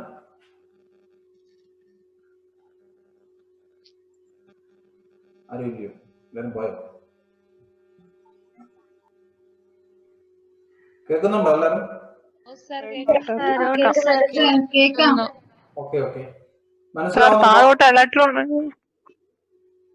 സാറേ ഇലക്ട്രോ നെഗറ്റിവിറ്റി കാണാൻ വയ്യ, താഴോട്ട് ചെയ്തേക്കണം. താഴോട്ട് കാണാൻ വയ്യ, എന്നിട്ട് മിണ്ടാതിരിക്കല്ലേ? സച്ചിനാണോടാ? ഓ ഓ സൗണ്ട് കേട്ടിട്ട് മനസ്സിലായതാ? ഓ സാർ ഞാൻ തന്നെ. നീ തന്നെ? ഓ ആ, ഇപ്പോഴേ കാണാൻ വേണ്ടി പറയണ്ടേ? ഞാന് മുകളിലോട്ട് എഴുതാം, നോക്കിക്കോണേ. ഓ സാർ. ആ,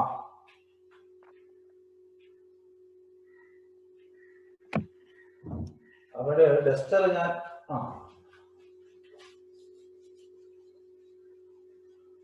എഴുതുമ്പോ ഒന്ന് ശ്രദ്ധിച്ചിട്ട് ഒന്ന് ഓടി ഓണാക്കിട്ടേ. നിങ്ങൾക്ക് ആ ബോർഡ് എവിടം വരെ കിട്ടുന്നെന്ന് നോക്കിക്കോണേ. ബോർഡ് എവിടം വരെ കിട്ടുന്നതെന്ന് നോക്കിയിട്ട് പറയണേ. ഇവിടെ കിട്ടുന്നുണ്ടോ? ഇല്ല സർ. ഓക്കെ, ഇവിടെ വരാം. ഇല്ല ഇല്ല ഇല്ല. ഇവിടെ കിട്ടുന്നുണ്ടോ? ഉണ്ട് സർ. ഇവിടെ ഈ ഭാഗത്തോ? ഇല്ല സർ. ഇല്ല ഇല്ല. ഇവിടെ ഉണ്ട്. ഇവിടെയോ? ഇല്ല ഇല്ല. ഇവിടെ ഇവിടെ ഇപ്പം പേര് വലിയ കാണാവോ? കാണാമോ? കാണാം. ഓക്കെ, അപ്പൊ ഇത്രയും ഭാഗത്ത് എഴുതാം. ഓക്കെ, അപ്പൊ ഞാനിത് ബൗണ്ടറി ആയിട്ട് നോക്കിക്കൊണ്ട് ഞാൻ ഇത്ര ഭാഗത്ത് എഴുതത്തുള്ളൂ. നിങ്ങൾ മിണ്ടാതിരിക്കരുത്. നിങ്ങൾ ആഡിയോ എന്തെങ്കിലും കാണാവുന്നെങ്കിൽ പറയണം കേട്ടോ. Okay okay sir. Sir Pranav,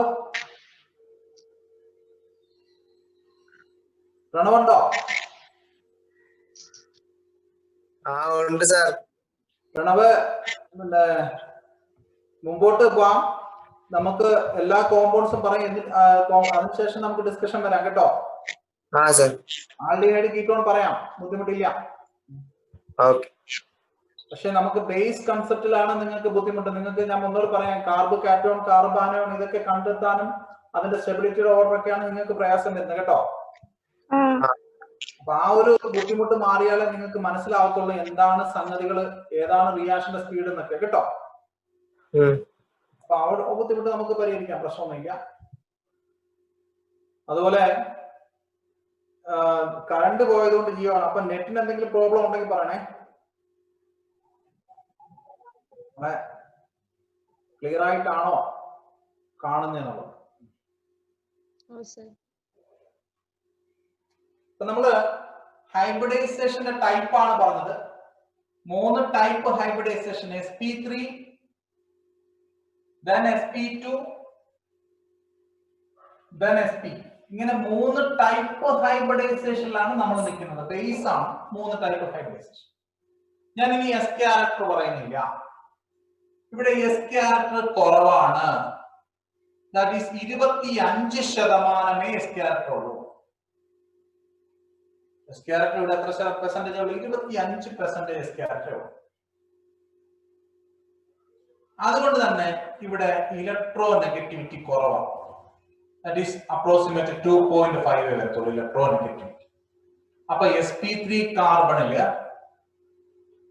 ഈ കാർബണിന്റെ ഇലക്ട്രോ നെഗറ്റിവിറ്റി 2.5 വരും, ഈ കാർബൺ 2.5 വരും. ഇവിടെ എസ് ക്യാരക്ടർ കുറച്ചുകൂടെ കൂടുതലാണ്. ഇതുമായിട്ട് കമ്പയർ ചെയ്യുമ്പോൾ ഇവിടെ sp2 വരുമ്പോൾ sp ക്യാരക്ടർ കൂടുതലാണ്. ഏതാണ്ട് 33.33% എസ് ക്യാരക്ടർ വരും. അപ്പൊ ഇലക്ട്രോ നെഗറ്റിവിറ്റി ഇതിനേക്കാൾ സ്വല്പം കൂടുതലാണ്, 2.75. ഇവിടെ എസ് ക്യാരക്ടർ ഇവിടെ 50% എസ് ക്യാരക്ടർ ആണ് കേട്ടോ. അപ്പൊ അട്രാക്ട് ചെയ്ത് നിർത്തും. അങ്ങനെ നിർത്തുന്നതിന്റെ ഫലമായിട്ട് ഇലക്ട്രോ നെഗറ്റിവിറ്റി എന്ന് പറയുന്നത് 3. അപ്പൊ ഇലക്ട്രോ നെഗറ്റിവിറ്റി എസ് ക്യാരക്ടറിനനുസരിച്ച് കൂടും. എസ് എന്ന് പറയുമ്പം പെനട്രേറ്റ് ചെയ്യാനുള്ള കഴിവ് കൂടുതലായതുകൊണ്ട് ഹൈബ്രിഡൈസ്ഡ് ഓർബിറ്റിൽ എസ് ക്യാരക്ടർ കൂടുന്നതിനനുസരിച്ച് എന്ത് കൂടും? ഇലക്ട്രോനെഗറ്റിവിറ്റി കൂടും. അപ്പൊ എസ് പിയില് 50% എസ് ക്യാരക്ടർ വരുന്നത് കൊണ്ട് ഇലക്ട്രോനെഗറ്റിവിറ്റി അപ്രോക്സിമേറ്റ് 3 ആണ്. അടുത്ത് നമുക്ക് ഹൈബ്രിഡൈസേഷനിൽ നമുക്കുള്ളത് ബോണ്ട് ലെങ്ത് ആണ്. അവിടെ നമുക്ക് 2 കാര്യങ്ങൾ ചർച്ച ചെയ്യാനുണ്ട് കേട്ടോ. കൺഫ്യൂഷൻ ഒന്നും വരണ്ട, ഞാൻ പറയാം. CC ബോണ്ടും വരാം, പിന്നെ CH ബോണ്ടും വരാം. ഒരു ഓർഗാനിക് കോമ്പൗണ്ട് ഹൈഡ്രോ കാർബണിനകത്ത് വരാൻ സാധ്യതയുള്ള ബോണ്ട് ഏതൊക്കെയാ? CC ബോണ്ടും CH ബോണ്ടും. കണ്ടോ, ഹൈഡ്രോ കാർബൺ ഇങ്ങനല്ല ഇരിക്കുന്നത്. ഇനി ഹൈഡ്രോ കാർബൺ ഇങ്ങനെ ഇരിക്കുന്ന ഹൈഡ്രോ കാർബൺ ചില സമയത്ത് ഇങ്ങനെയാകാം, ചില സമയത്ത് എങ്ങനെയാകാം? ട്രിപ്പിൾ ബോണ്ടും ആകും. എങ്ങനെയാണെങ്കിലും ശരി, ഹൈഡ്രോ കാർബൺ എന്ന് പറയുമ്പോൾ അവിടെ സിംഗിൾ ബോണ്ട് സി, പിന്നെ CH ബോണ്ടും ആകും. അപ്പൊ ബോണ്ടിൽ എന്തെന്ന് പറയുമ്പോൾ നമുക്ക് ആദ്യമേ ഇങ്ങനെ. ഇപ്പൊ സാർ ഇതിനാ 3 ടൈപ്പ് CC ബോണ്ട് എഴുതിയെന്നൊരു ഡൗട്ട് വരാം. ഈ കാർബൺ sp3 ഈ കാർബൺ sp3 ഈ കാർബൺ sp2 ഈ കാർബൺ sp2 ഈ കാർബൺ sp ഈ കാർബൺ sp. അപ്പൊ വീണ്ടും നിങ്ങൾക്ക് ഒരു കൺഫ്യൂഷൻ വരാം. സാറേ sp3 എന്ന് പറയുമ്പോൾ സിംഗിൾ ബോണ്ട്, ഇവിടെ എന്തിനാ സാറേ സിംഗിൾ ബോണ്ട് ഇട്ടത്? ഇവിടെ എന്തിനാ സാറേ സിംഗിൾ ബോണ്ട് ഇട്ടത്? ഞാൻ ആ കൺഫ്യൂഷൻ ഒഴിവാക്കാൻ വേണ്ടി പറയാം. ഇവിടുത്തെ ബോണ്ട് ലെങ്ത് 154 പൈക്കോമീറ്റർ.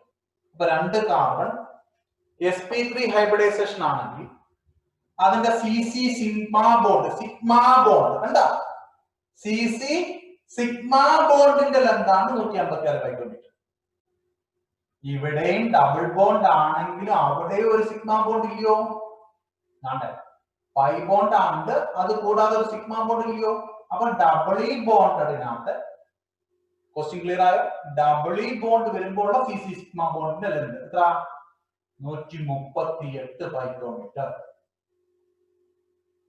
138 പൈക്കോമീറ്റർ ആണ്. അപ്പം അവിടുത്തെ ബോണ്ട് ലെങ്ത് എത്ര? 148 ആണ്.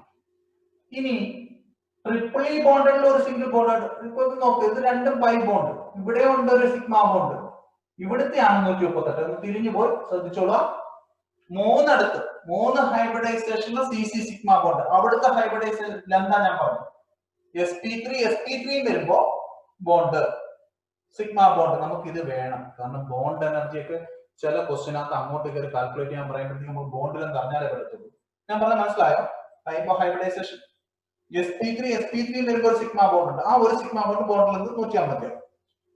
ഇവിടെ sp2 വരും, അവിടെ വരുന്ന സിഗ്മ ബോണ്ടിന്റെ ബോണ്ട് ലെന്താ 148. ഇനി sp വരും, അവിടെ വരുന്ന സിഗ്മ ബോണ്ടിന്റെ ബോണ്ട് ലെന്താ 138. ഇനി ആക്ച്വൽ ബോണ്ട് അറിയണമെങ്കിൽ ഇവിടെ നോക്കുമ്പോൾ ഒരു പൈ ബോണ്ട് കൂടെ വരത്തില്ലോ. ഇവിടെ കാണുന്നുണ്ടോ? ഒരാളെങ്കിലും മറുപടി വരാന്നാ പറഞ്ഞു. കാണാം സർ. ആ, അപ്പൊ ഇവിടെ സിഗ്മ ബോണ്ട്, ഇവിടെ വരുന്ന പൈ ബോണ്ട് കണ്ടോ? അപ്പൊ ആ പൈ ബോണ്ട് കുറച്ചുകൂടെ എന്ത് ചെയ്യും? വീണ്ടും ഒരു ബോണ്ട് കൂടെ വരുമ്പോൾ കുറച്ചുകൂടെ അടുത്ത് വരും. സിഗ്മ ബോണ്ട് വന്നപ്പോൾ തന്നെ 148, CC സിഗ്മ ബോണ്ട് വന്നപ്പോൾ തന്നെ 148. അപ്പൊ ഒരു പൈ ബോണ്ട് കൂടെ വരുമ്പോൾ തന്നെ ഇങ്ങനെ ഒന്നുകൂടെ വരും. ഇത് സിഗ്മ ബോണ്ട്, അതിന്റെ കൂടെ ഒരു പൈ ബോണ്ട് കൂടെ വരുമ്പോൾ വീണ്ടും ഒന്നുകൂടെ അടുത്ത് വരും. സിഗ്മ ബോണ്ട് മാത്രമുള്ളപ്പോൾ 148. പിന്നെ ഒരു പൈ ബോണ്ട് കൂടെ വന്നപ്പോഴത്തേക്ക് വീണ്ടും ഒന്നുകൂടെ അടുത്ത് വന്നു. അപ്പോഴത്തേക്ക് കറക്റ്റ് ബോണ്ടിലൊക്കെ വന്നിട്ട് 134 പൈക്കോമീറ്റർ. അപ്പം താഴെ ഒന്ന് നോക്കിക്കോളാം. Actual bond length 154, 134. ഈ 134 148 പറഞ്ഞ വ്യത്യാസം മനസ്സിലായോ? 148 134 പറഞ്ഞ് മനസ്സിലായോ? എങ്ങനെയാണ്? കൺഫ്യൂഷൻ ഉണ്ടോ? മറുപടി മനസ്സിലായി സർ. ഇല്ല സർ. ഇല്ല ഇല്ല മക്കളെ, ഇതാണ് സാധനം. കണ്ടോ? അവിടെ കാണാൻ പറ്റില്ല. പറ്റുന്നില്ല സാർ.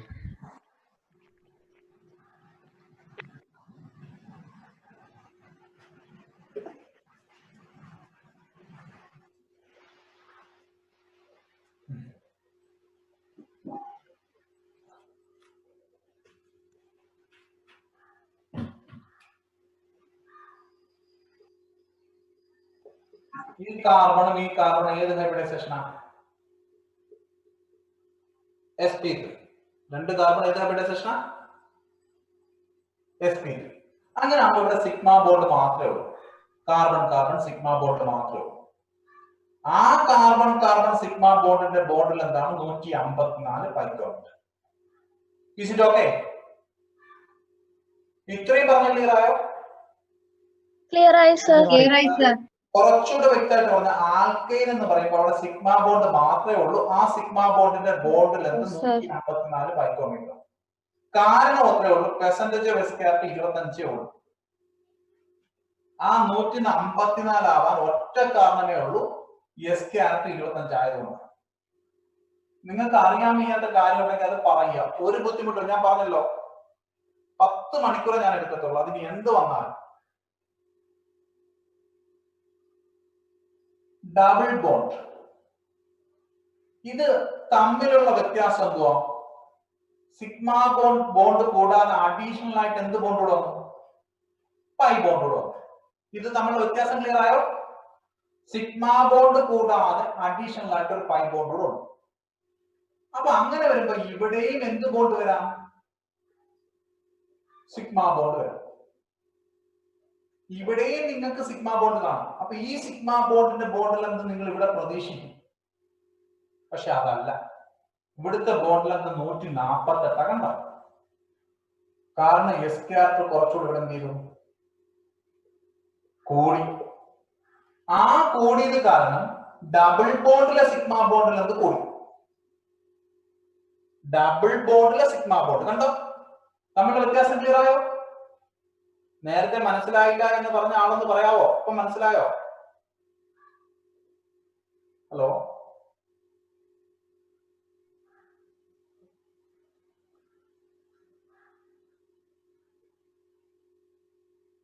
ക്ലിയർ ആയോ? ക്ലിയർ ആയി സർ. ഓക്കെ, സർ മനസ്സിലായി. മനസ്സിലായി സർ. ക്ലിയർ ആയി സർ. നേരത്തെ ആരോ പറഞ്ഞു, ഒന്നുകൂടെ പറയാമോ സാറേ എന്ന് പറഞ്ഞു, അതായത് ഇല്ലെന്ന് പറഞ്ഞു. അയാളുടെ അടുത്ത് ചോദിക്കുന്ന ആയിരിക്കും കിട്ടിയെങ്കിൽ ഓക്കെ. 148 പൈക്കോമീറ്റർ ആണ് ഇവിടുത്തെ. കാരണം ഇത് സിഗ്മ ബോണ്ട് മാത്രമേ ഉള്ളൂ. ഇവിടെ വന്നപ്പോൾ അത് പൈ ബോണ്ടുകൾ വന്നു, അതായത് sp2 ആയി. ആ ഒരു വ്യത്യാസമാണ് ഇത് വന്നത്. ഇനി യഥാർത്ഥത്തിൽ വരുന്ന ബോണ്ടിൽ നിന്ന് ഇതല്ല. കാരണം ഇവിടെ ഇത് കൂടാതെ ഒരു പൈയും കൂടെ വന്നു. ഈ സിഗ്മ കൂടാതെ ഇവിടെ ആരും കൂടെ തരുമെന്ന്? പൈയും കൂടെ വന്നു. അത് ഞാൻ നേരത്തെ പേന വെച്ച് കാണിച്ച്. സിഗ്മ ബോണ്ട് മാത്രം ഉള്ളപ്പോൾ ബോണ്ട് ലെങ്ത് 148. അഡീഷണൽ ആയിട്ട് ഒരു പൈയും കൂടെ കയറിയപ്പോഴത്തേക്ക് നമ്മുടെ പേന മറഞ്ഞു വന്നത് കണ്ടോ? അത് എത്ര ആയിട്ട് കുറഞ്ഞു? 134 ആയിട്ട് കുറഞ്ഞു. യഥാർത്ഥത്തിൽ ആൽക്കീനകത്ത് കാർബൺ ബോണ്ട് ലെങ്ത് 136 കേട്ടോ. ആക്ച്വൽ ബോണ്ട് ലെങ്ത് ചോദിച്ചാൽ 136 കാർബൺ ബോണ്ട്. ഇത് 154. Actual carbon bond length alkenes 136. പക്ഷെ അതിനകത്ത് സിഗ്മ ബോണ്ടിന്റെ ലെങ്ത് ചോദിക്കുകയാണെങ്കിൽ മാത്രം 148. വ്യത്യാസം ഇപ്പം ക്ലിയർ ആയെന്ന് വിചാരിക്കുന്നു. ഇതുപോലെ തന്നെ ട്രിപ്പിൾ ബോണ്ടിലും വരും ഒരു സിഗ്മ ബോണ്ട്. അവിടെ sp ആയതുകൊണ്ട് പെർസെന്റേജ് ഓഫ് എസ്കാരിറ്റി 50%. അങ്ങനെ 50% എസ്കാരിറ്റി ഉണ്ടായതുകൊണ്ട് അവിടുത്തെ സിഗ്മ ബോണ്ടിന്റെ ലെങ്ത് എന്ന് പറയുന്നത് 138. അപ്പൊ ഇവിടുത്തെ സിഗ്മ ബോണ്ടിന്റെ ലെങ്ത് 154, ഇവിടെ വന്നപ്പോ 148. ഇവിടുത്തെ പ്രശ്നം ഇനി ഈ സിഗ്മ ബോണ്ട് കൂടാതെ 2 പൈ ബോണ്ടുകൾ വരും. അപ്പൊ കുറച്ചുകൂടെ ക്ലോസ് ആവും. ക്ലോസ് ആയിട്ട് ആക്ച്വൽ ബോണ്ട് ലെങ്ത് വന്നിട്ട് 120 പൈക്കോമീറ്റർ. അപ്പം ആൽക്കൈനകത്ത് കാർബൺ ബോണ്ട് ലെങ്ത് 154 പൈക്കോമീറ്ററും ആൽക്കീനകത്ത് കാർബൺ ഡബിൾ ബോണ്ടിന്റെ ലെങ്ത് 134 പൈക്കോമീറ്ററും ആൽക്കൈനകത്ത് വരുമ്പം കാർബൺ ട്രിപ്പിൾ ബോണ്ട് 120 പൈക്കോമീറ്റർ. ഒന്നുകൂടെ പറയാം, ഇവിടുത്തെ കാർബൺ സിഗ്മ ബോണ്ടിൽ എന്താണ് ചോദിക്കുന്നതെങ്കിൽ 154, ഇതിന്റെ ആക്ച്വൽ ലെങ്ത് 154. ഇവിടെ കാർബൺ ഡബിൾ ബോണ്ടിലെ സിഗ്മ ബോണ്ടാണ് ചോദിക്കുന്നതെങ്കിൽ 148, ആക്ച്വൽ ബോണ്ടാണ് ചോദിക്കുന്നതെങ്കിൽ 134. കാർബൺ ട്രിപ്പിൾ ബോണ്ടിൽ സിഗ്മ ബോണ്ടാണ് ചോദിക്കുന്നത് 138, അതിന്റെ യഥാർത്ഥ ബോണ്ടിൽ ചോദിക്കാൻ 120. ഇപ്പൊ എല്ലാവർക്കും മനസ്സിലായോ? ഓ സർ മനസ്സിലായി സർ. രണ്ട് ബോണ്ടിൽ മനസ്സിലായി സർ. മനസ്സിലായി സർ. മനസ്സിലായി സർ. ഞാനിത് വായിക്കാം.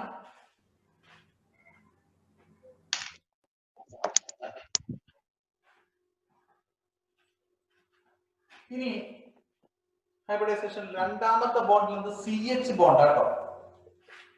അപ്പൊ മൂന്നിടത്തും CH ബോണ്ട് വരാം. മൂന്നിടത്തും എന്ന് പറഞ്ഞാൽ മനസ്സിലായി കാണും. സിംഗിളി ബോണ്ടുള്ള CH bond, ഡബിളി ബോണ്ടുള്ള CH bond, triple E ബോണ്ടുള്ള CH bond.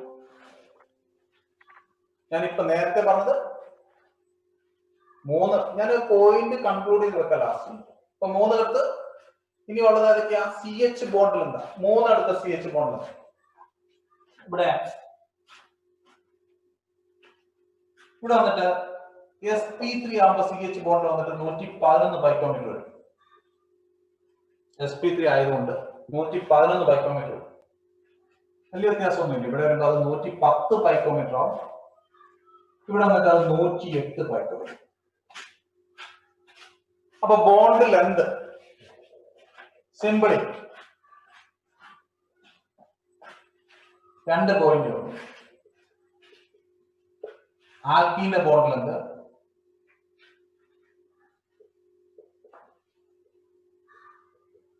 നിങ്ങൾ മനസ്സിലാക്കാൻ വേണ്ടി ഞാൻ നിർത്തി പറയാണ്. ഇവിടെ ഓർത്തിരിക്കാൻ എത്രയുള്ളൂ? 144, 134, 120. സി ബോണ്ട്, അടുത്ത CH ബോണ്ട് ആൽക്കീനാകുമ്പോൾ 111, 110, 108. ഇതാണ് ഓർത്തിരിക്കേണ്ട കാര്യം. എന്തിനാ സാർ ബോണ്ടിൽ എന്ത് പഠിപ്പിച്ചേ? എന്തിനാ സാർ ബോണ്ടിൽ എന്ത് പഠിപ്പിച്ചേ? ഒരു ടോപ്പിക് പണ്ടോട്ടെ ഞാൻ പറയുന്ന ബോണ്ടിൽ എന്തും സ്റ്റേബിലിറ്റി എങ്ങനെയാ? Inversely proportional. ബോണ്ടിൽ എന്ത് കൂടുമ്പോൾ സ്റ്റെബിലിറ്റി കുറയും. അപ്പൊ അത് വെച്ച് നിങ്ങൾക്ക് അറിയാലോ, ബോണ്ട് ലെന്ത് കൂടുമ്പോഴത്തേക്ക് സ്റ്റെബിലിറ്റി കുറയും. അപ്പൊ അത് നോക്കിക്കോളാം. ബോണ്ട് ലെന്ത് സ്റ്റെബിലിറ്റിയുടെയും കൂടെ ഓർഡർ. അപ്പൊ അടുത്തത് ഹൈബ്രിഡൈസേഷന്റെ മൂന്നാമത്തെ ക്വസ്റ്റ്യൻ, മൂന്നാമത്തതാണ് ഹൈബ്രിഡൈസേഷന്റെ മൂന്നാമത്തെ ടോപ്പിക് ക്വസ്റ്റ്യൻ. ഇതാണ് ഞാൻ പറഞ്ഞല്ലോ, എല്ലാ ടോപ്പിക്കും കവർ ചെയ്തേ വരത്തുള്ളൂ. ഹൈബ്രിഡൈസേഷനകത്ത് വരുന്ന മൂന്നാമത്തെ ക്ലാസ് ക്വസ്റ്റ്യൻ ആണ് bond strength. Bond strength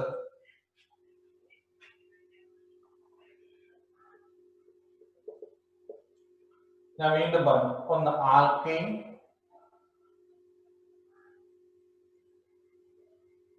alkene, alkyne. ഇവിടെ സിംഗിൾ ബോണ്ടേ ഉള്ളൂ. ഇവിടെ വരുമ്പോൾ അത് ഡബിൾ ബോണ്ടഡ് ആവും, ട്രിപ്പിൾ ബോണ്ടഡ് ആവും. ബോണ്ട് സ്ട്രെങ്ത് ആണ് നമുക്ക് പറയുന്നത്. ഞാൻ നേരത്തെ പറഞ്ഞതുപോലെ സിഗ്മ ബോണ്ട് അതിന്റെ സ്ട്രെങ്ത്, സിഗ്മ ബോണ്ടിന്റെ സ്ട്രെങ്ത്, ആൽക്കൈനകത്തുള്ള സിഗ്മ ബോണ്ടിന്റെ സ്ട്രെങ്ത്, കാർബൺ കാർബൺ സിഗ്മ ബോണ്ടിന്റെ സ്ട്രെങ്ത് എത്ര? 347 kJ/mol. 347. അതേസമയം ആൽക്കീനകത്ത് ഞാൻ പറഞ്ഞു, നേരത്തെ പറഞ്ഞതുപോലെ തന്നെ വ്യത്യാസം. നമുക്ക് ആദ്യമേ ഞാൻ ഏത് ബോണ്ടേ പറയുന്നുള്ളൂ? സിഗ്മ ബോണ്ടിന്റെ സ്ട്രെങ്ത് പറയുന്നത്. ആൽക്കീനകത്ത് ഏത് ബോണ്ടിന്റെ സ്ട്രെങ്ത് പറയുന്നത്? സിഗ്മ ബോണ്ടിന്റെ സ്ട്രെങ്ത് ഇച്ചിരി കൂടെ കൂടുതലാണ്, 383. നേരത്തെ പറഞ്ഞതുപോലെ സിഗ്മ. ഇനി ഒന്നുകൂടെ നോക്കിയേ, രണ്ടാമതൊരു പൈ ബോണ്ട് കൂടെ വരുമ്പോഴത്തേക്ക് അതിന്റെ സ്ട്രെങ്ത് കൂടും. ഇതിലെ സിഗ്മ ബോണ്ട് മാത്രം മുറിക്കാനാണ് 383 വേണ്ടത്. പൈ ബോണ്ട് കൂടെ വരുമ്പോൾ കുറച്ചുകൂടെ സ്ട്രെങ്ത് കൂടും. അപ്പൊ യഥാർത്ഥ സ്ട്രെങ്ത് എന്താ? 383 അല്ല. യഥാർത്ഥ സ്ട്രെങ്ത് എന്താ? യെസ്, നിങ്ങൾ പഠിച്ചാണ് 600, അതായത് 598. അപ്പൊ actual strength carbon carbon double ബോണ്ടിന്റെ ആക്ച്വൽ ബോണ്ട് സ്ട്രെങ്ത് 598. സിംഗിൾ ബോണ്ടിന്റെ ആക്ച്വൽ 347. ഇതിലെ സിഗ്മ ബോണ്ട് മാത്രം 382. പൈ ബോണ്ട് കൂടെ ആവുമ്പോഴാണ് 598 വരുന്നത്. കണ്ട, അടുത്ത ട്രിപ്പിൾ ബോണ്ട്. അവിടെ വരുന്ന സിഗ്മ ബോണ്ടിന്റെ ഒരുപാട് വരും അല്ലെ. 383 ആണെങ്കിൽ അവിടെ വരുന്നത് എത്ര? 433 ആണ്. ഇത് ഇത്രയും ഞാൻ പറഞ്ഞ സിഗ്മ ബോണ്ടിന്റെ. ഇവിടെ സിഗ്മ ബോണ്ടേ ഉള്ളൂ, അതുകൊണ്ട് യഥാർത്ഥത് എത്ര? 347. ഇവിടെ വരുമ്പോ ഒരു പൈയും കൂടെ വരുന്നത് കൊണ്ട് 598. ഇവിടെ വരുമ്പോ അത് 2 പൈ ആവും. അപ്പൊ അതുകൂടെ വരുമ്പോഴത്തേക്ക് 803. അപ്പൊ സ്ട്രെങ്ത് ഏറ്റവും കൂടുതൽ ട്രിപ്പിൾ ബോണ്ട്. അപ്പൊ നോക്കി, ആൽക്കൈന്റെ സ്ട്രെങ്ത്, യഥാർത്ഥ strength 347 carbon carbon bond strength. ആൽക്കിന്റെ ആക്ച്വൽ സ്ട്രെങ്ത് 598. ആൽക്കൈന്റെ സ്ട്രെങ്ത് 803. ക്ലിയർ ആണോ? ഹൈബ്രിഡൈസേഷന്റെ ടോപ്പിക് എല്ലാം ക്ലിയർ ആണോ? ക്ലിയർ ആണ് സാർ. അപ്പൊ നമ്മൾ പറഞ്ഞ ടോപ്പിക്കുകൾ ഒന്ന് കൺക്ലൂഡ് ചെയ്ത് നിർത്താം.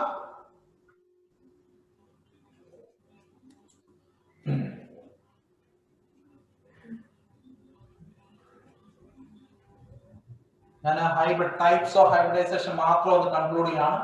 3 type hybridisation, sp3, sp2, sp, ഇങ്ങനെ 3 ടൈപ്പ് ഹൈബ്രിഡൈസേഷൻ ആണുള്ളത്.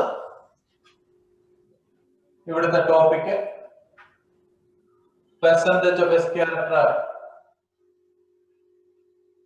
25, percentage of p character 75. ഇവിടെ percentage of s character 33.33, percentage of p character 66.7.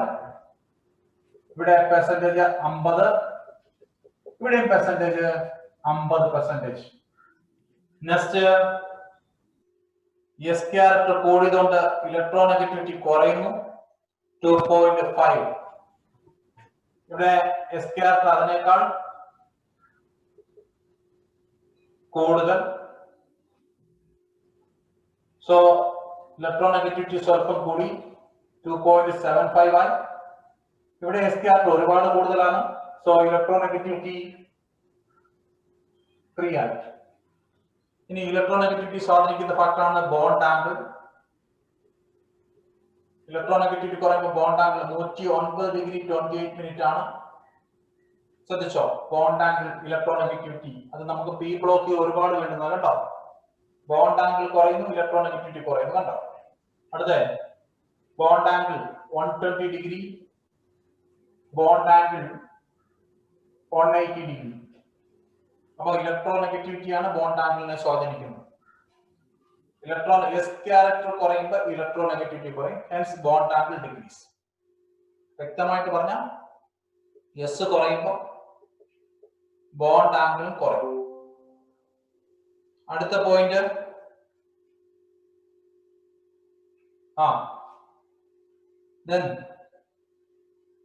Next പറഞ്ഞത് ബോണ്ട് ലെന്ത് ആണ്. ഇവിടത്തെ സിഗ്മ ബോണ്ടേ ഉള്ളൂ, സിഗ്മ ബോണ്ട് ലെന്ത് 154 ആണ്. ഇവിടുത്തെ സിഗ്മ ബോണ്ട് ലെന്താണ് 148. ആക്ച്വൽ വരുമ്പോൾ ഡബിൾ ബോണ്ടഡ് ആയിട്ട് വരുമ്പോൾ ലെന്ത് വന്നിട്ട് 136 വരും. ഇവിടുത്തെ സിഗ്മ ബോണ്ടിൽ എന്താണ് 138. ആക്ച്വൽ 3 ബോണ്ടായിട്ട് വരുമ്പോഴത്തേക്ക് അത് 120 മൈക്രോമീറ്റർ ആയിട്ട് കുറയും. ദെൻ ബോണ്ട് സ്ട്രെങ്ത് ആണ്. ബോണ്ട് സ്ട്രെങ്ത് ഞാൻ പറഞ്ഞു എത്രയാണ്? 347 ഉള്ളൂ, സിഗ്മ ബോണ്ട് മാത്രമേ ഉള്ളൂ. ഇവിടെ വന്നപ്പോഴത്തേക്ക് അത് സിഗ്മ ബോണ്ടിനാണെങ്കിൽ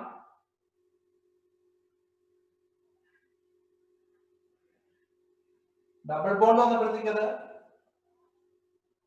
കാണുന്നില്ലായിരിക്കും അല്ലെ.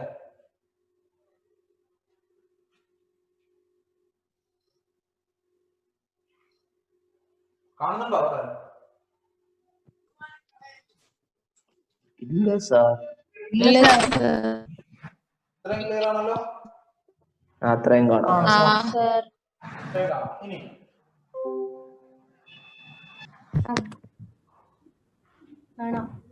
Bond strength. ഇനി ഞാൻ ലാസ്റ്റ് പറഞ്ഞു CC bond strength. Bond strength 347 ആണ്. ആൽക്കൈന്റെ ബോണ്ട് സ്ട്രെങ്ത് 347. അവിടെ സിഗ്മ ബോണ്ട് മാത്രമേ ഉള്ളൂ. ഓക്കെ, sp2 ആകുമ്പോഴത്തേക്ക് sp2 സിഗ്മ ബോണ്ടിന്റെ ബോണ്ട് സ്ട്രെങ്ത് sp2 സിഗ്മ ബോണ്ടിന്റെ ബോണ്ട് സ്ട്രെങ്ത്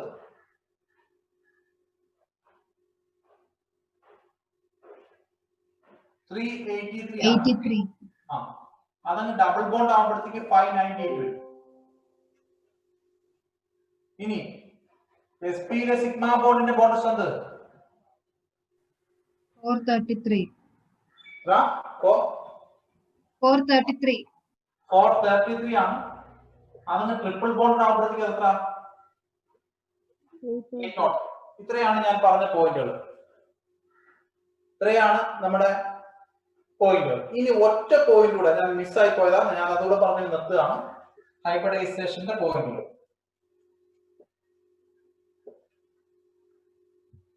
ഇവിടെ ഒരു ബോണ്ട് ഉണ്ട്, CH ബോണ്ട്.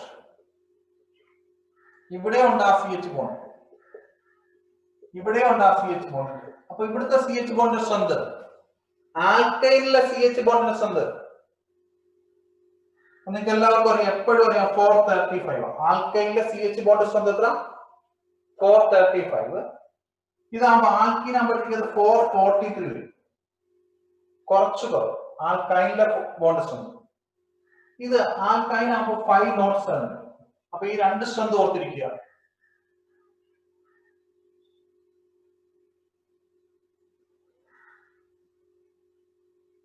കാരണം തെർമോഡൈനാമിക്സിൽ ക്വസ്റ്റ്യൻ വരുമ്പോഴത്തേക്ക് നമുക്ക് ബോണ്ട് എനർജി കാൽക്കുലേഷൻ വരും. അതുപോലെ റെസണൻസിന്റെ ക്വസ്റ്റ്യൻ വരുമ്പോഴും നമുക്ക് ബോണ്ട് എനർജി കാൽക്കുലേഷൻ വരും. അപ്പൊ ഈ രണ്ട് ഹെഡിങ് ഓർത്തിരിക്കണം. ആൽക്കൈൻ ആണെങ്കിൽ അവിടെ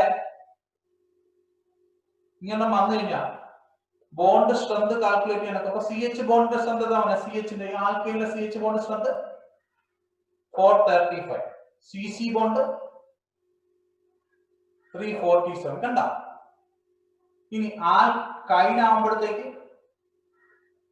ഇത് 443, ഇത് 598.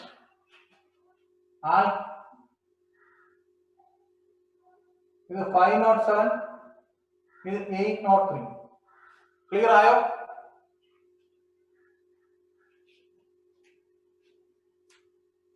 പ്ലീസ്. ടൈപ്സ് ഓഫ് ഹൈബ്രിഡൈസേഷൻ എല്ലാവർക്കും മനസ്സിലായി? എല്ലാ പോയിന്റും ക്ലിയർ ആണോ?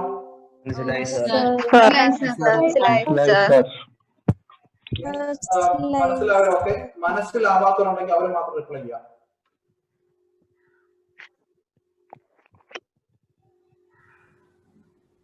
ഓക്കെ, അങ്ങനെയാണെങ്കിൽ ഒന്ന് നോക്കിക്കോളൂ. ഹൈബ്രിഡൈസേഷനകത്ത് 3 പോയിന്റേ ഉള്ളൂ.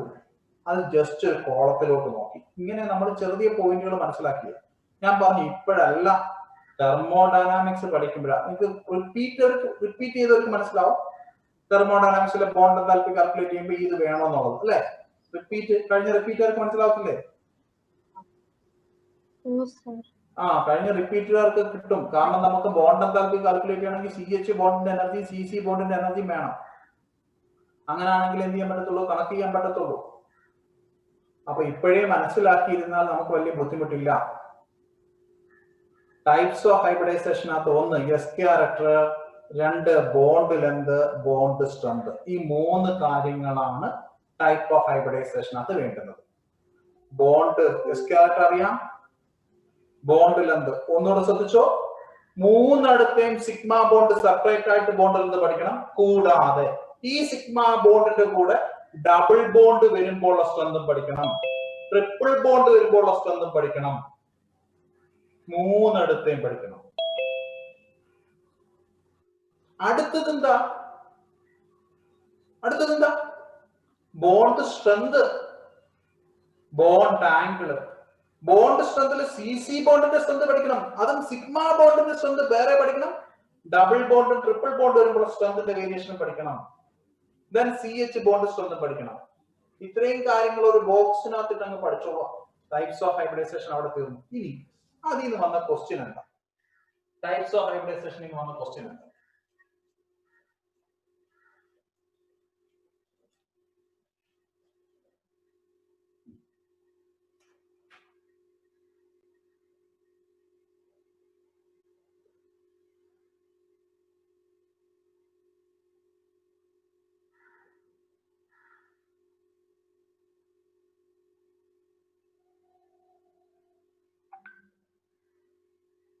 ഒരു ക്വസ്റ്റ്യൻ തരാം.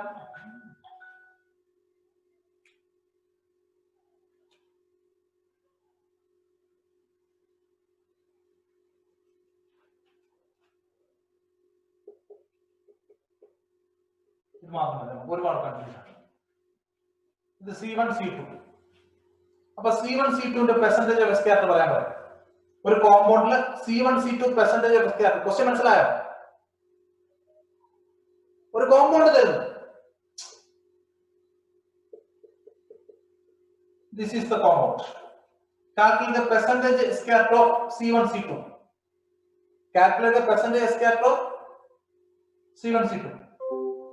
ചെയ്യാൻ പറ്റുമോ? മോനെ, ഒന്നാമത്തെ കാർബൺ സോറി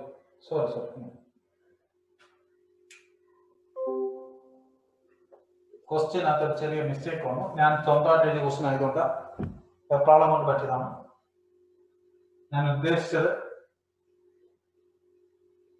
ഇതാണ് ക്വസ്റ്റ്യൻ.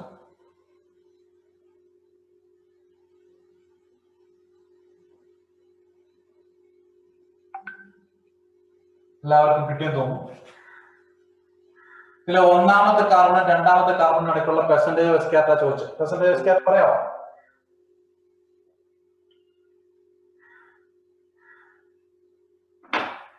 ഈ കാർബണേറ്റ് ഇവിടെ C1 sp3 ആണ്. Percentage of scatter 25%. രണ്ടാമത്തെ കാർബൺ sp ആണ്, sp2 ആണ്. So percentage of scatter 33.33. Okay. അപ്പൊ C1 C2ന്റെ പെർസെന്റേജ് ഓഫ് സ്കാറ്റർ കണ്ടുപിടിക്കാൻ 25 പ്ലസ് 33.3. എത്രയാണ് ആൻസർ? 8.3. ഒക്കെ കണ്ടുപിടിക്കാൻ അറിയാമോ?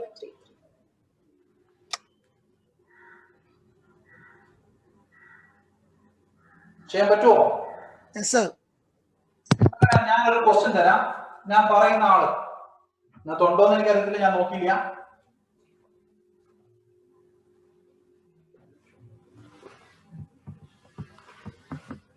ഇവിടെ C1 C2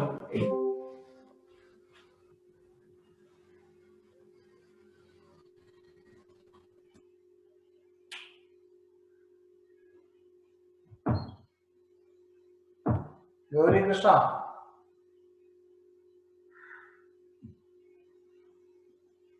Yes, sir. പറഞ്ഞ മോളെ ആൻസർ.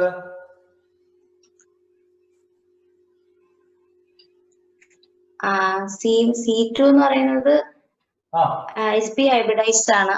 അപ്പൊ അതുകൊണ്ട് 50% ക്യാരക്ടർ ഉണ്ടാവും. ഇവിടെ 50% ആണ്. അവിടെ 33.3%.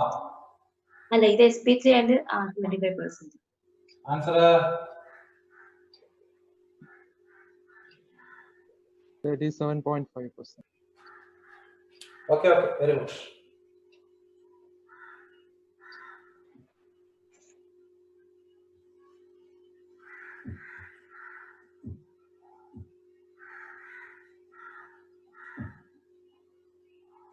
ഓക്കെ,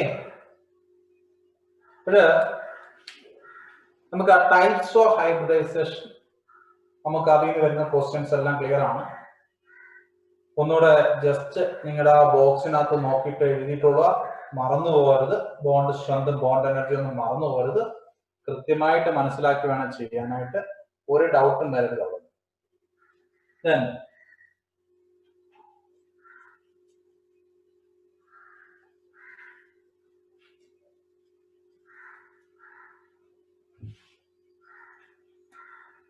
അടുത്തത് നമുക്ക് നേരെ മുമ്പോട്ട് പോകാനുള്ളത് അടുത്തത് എന്താ? Classification of organic compound. Classification നമുക്ക് ഇപ്പം തൽക്കാലം ഞാൻ പറഞ്ഞു എന്തായാലും ഒരു ടോപ്പിക്കും കളയണ്ട. Classification of organic compound. Organic കോമ്പൗണ്ടിനെ രണ്ടായിട്ട് ക്ലാസിഫൈ ചെയ്യാം. ഓപ്പൺ ചെയിൻ കോമ്പൗണ്ട്, പിന്നെ ബ്രാഞ്ച് ചെയിൻ. ഓപ്പൺ ചെയിൻ എന്ന് പറയുമ്പോൾ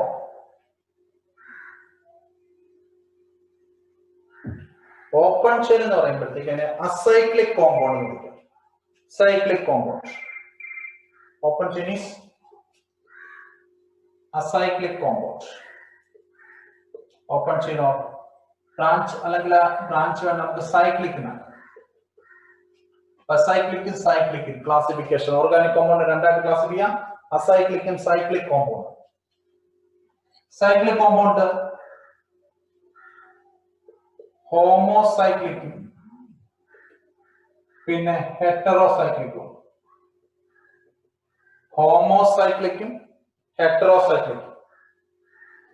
ഇനി ഹോമോസൈക്ലിക്കും ഹെറ്ററോസൈക്ലിക്കും. ഹോമോസൈക്ലിക്കിനെ നമുക്ക് ആലിസൈക്ലിക്കും ആരോമാറ്റിക്കും. ആരോമാറ്റിക് രണ്ട് ടൈപ്പ്, ബെൻസിനോയിഡും. സാർ കാണാൻ പറ്റുന്നില്ല. ബെൻസിനോയിഡും സാർ താഴോട്ട് കാണാൻ പറ്റുന്നില്ല. Okay okay okay.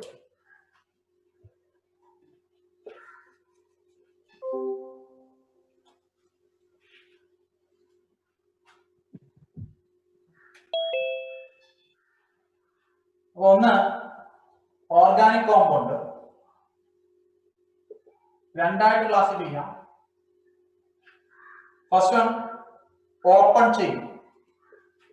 Open chain എന്ന് പറയുമ്പോൾ എന്താ? Acyclic compound. അടുത്ത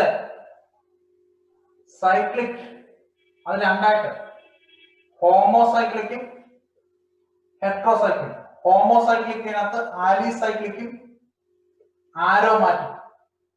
ആരോമാറ്റിക്കിനകത്ത് രണ്ട് കാറ്റഗറി, ബെൻസിനോയിഡും നോൺ ബെൻസിനോയിഡും. ഹെറ്ററോസൈക്ലിക്കിനകത്തും ഇത് തന്നെ വരും, ആലിസൈക്ലിക്കും ആരോമാറ്റിക്കും. ആരോമാറ്റിക്കിനകത്ത് ബെൻസിനോയിഡും നോൺ ബെൻസിനോയിഡും. അപ്പൊ അത് എല്ലായിടത്തും വരുന്നത്. ആരോമാറ്റിക് രണ്ട് ടൈപ്പ് ഉണ്ട്, ബെൻസിനോയിഡും ഉണ്ട് നോൺ ബെൻസിനോയിഡും ഉണ്ട്. അപ്പൊ ഞാനത് ഹക്കൽ റൂൾ പറയുമ്പോൾ രണ്ടും പറഞ്ഞോളാം, ആരോമാറ്റിസിറ്റിയെ കുറിച്ച് കൂടുതലായിട്ട് പഠിക്കുന്നു. ഇനി ഓരോ കോമ്പൗണ്ടും ഞാൻ നിങ്ങളെ പഠിപ്പിക്കും. അതെന്താ? ഹോമോസൈക്കിൾ. ഹോമോസൈക്കിൾ എന്ന് പറയുമ്പോൾ കാർബൺ മാത്രമേ ചെയ്യുന്നതിനകത്ത് കാണൂ. സൈക്കിൾ എന്നല്ലേ പറയും, ആ സൈക്കിളിനകത്ത് കാർബൺ മാത്രമേ ഉള്ളെങ്കിൽ ഹോമോസൈക്കിൾ.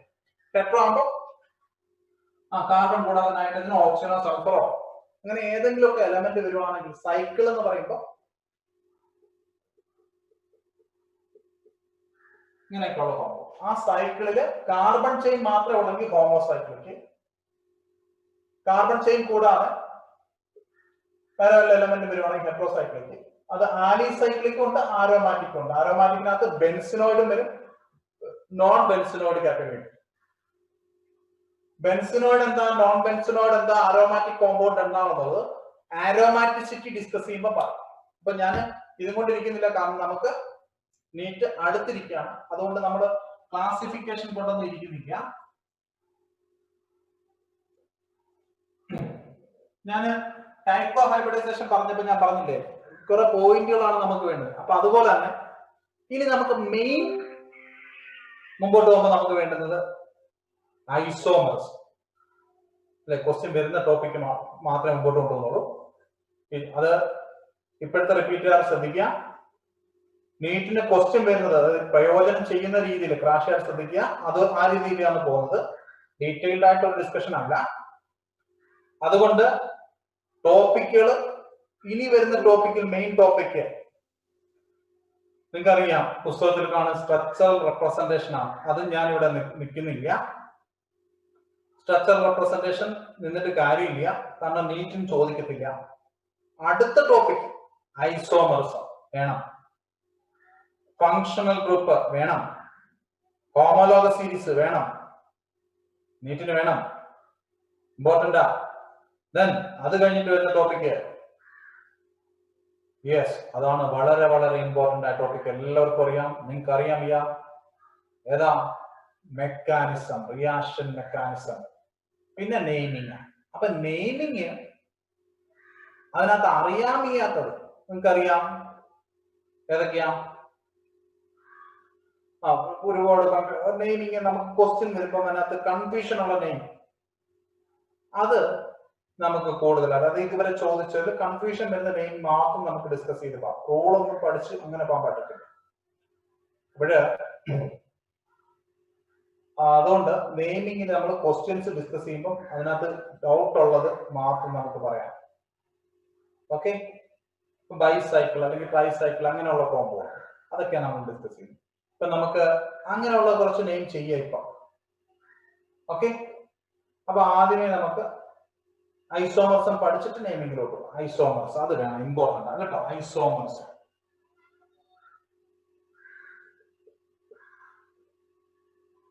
ഓക്കെ, അപ്പൊ ഇത്രയും കാര്യങ്ങൾ അറിയാം. ഐസോമർസോ അതോ റിപ്പീറ്റർ ചോദിക്കാം. നമുക്ക് റിയാക്ഷൻ മെക്കാനിസത്തിലോട്ട് പോയിട്ട് ഐസോമർസോ നെയിമിങ് പറഞ്ഞാൽ മതി. ക്വസ്റ്റ്യൻ വെച്ച് പറഞ്ഞാൽ മതിയോ? അങ്ങനെ എന്താ വേണം? റിയാക്ഷൻ മെക്കാനിസം മതി. അപ്പൊ ഒരു കാര്യം ചെയ്തോളാം. പുതിയ ആൾക്കാര്, പുതിയ റിപ്പീറ്റേഴ്സ്, അവര് വളരെ കൃത്യമായിട്ട് അത് മനസ്സിലാക്കുക. കാരണം നമുക്ക് ക്രാഷുകാര് നമുക്ക് അറിയാൻ വയ്യാത്ത ഒരു ടോപ്പിക്കാണ്. നമ്മളത് റിയാക്ഷൻ മെക്കാനിസം നിങ്ങളത് പേടിക്കണ്ട. ഐസോമർസും നോമെൻക്ലേച്ചറും പറയത്തില്ലെന്നല്ല, പറയും. റിയാക്ഷൻ മെക്കാനിസം കൂടുതൽ ടഫ് ആയതുകൊണ്ട് അതും കൂടുതൽ ഡീറ്റെയിൽഡ് ആയിട്ട് പറഞ്ഞതിന് ശേഷം നമുക്ക് റിയാക്ഷൻ ഐസോമർസത്തിലോട്ട് നോമെൻക്ലേച്ചറിലോട്ട് വരാം. ഞാൻ പറഞ്ഞു, ഒന്നുകൂടെ പറയാം.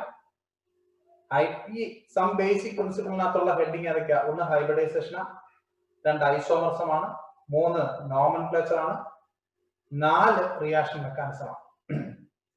ഇതിനകത്ത് 2 ടോപ്പിക് സ്കിപ്പ് ചെയ്തതല്ല. നമുക്ക് ഐസോമർസവും നോമെൻക്ലേച്ചറും ഡീറ്റെയിൽഡ് ആയിട്ട് പറയണമെന്നില്ല. നമുക്ക് ക്വസ്റ്റ്യൻ വരുമ്പം അതിനകത്ത് എങ്ങനെ ചെയ്യാം എന്ന് മനസ്സിലാക്കിയാലും മതി. അതുകൊണ്ടാണ് പറയുന്നത്. ഒന്നുകൂടെ പറയാ, ഐസോമർസവും നോമെൻക്ലേച്ചറും പറഞ്ഞുകൊണ്ടിരിക്കണ്ട, കാരണം നീറ്റ് അടുത്ത് വരുമല്ലേ. അതുകൊണ്ടാണ്. പകരം നമുക്ക് എന്ത് ചെയ്താൽ മതി, അതിന്റെ ക്വസ്റ്റ്യൻസ് പറയുമ്പോൾ ഡിസ്കസ് ചെയ്താൽ മതി. ഏതൊക്കെ? ഐസോമർസവും നോമെൻക്ലേച്ചറും. നമുക്ക് റിയാക്ഷൻ മെക്കാനിസം അങ്ങനെ പോരാ. റിയാക്ഷൻ മെക്കാനിസം ഡീറ്റെയിൽഡ് ആയിട്ട് മനസ്സിലാക്കണം.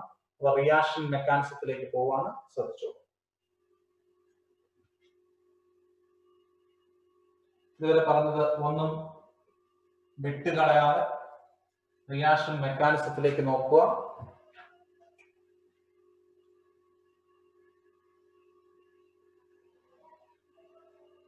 റിയാക്ഷൻ മെക്കാനിസം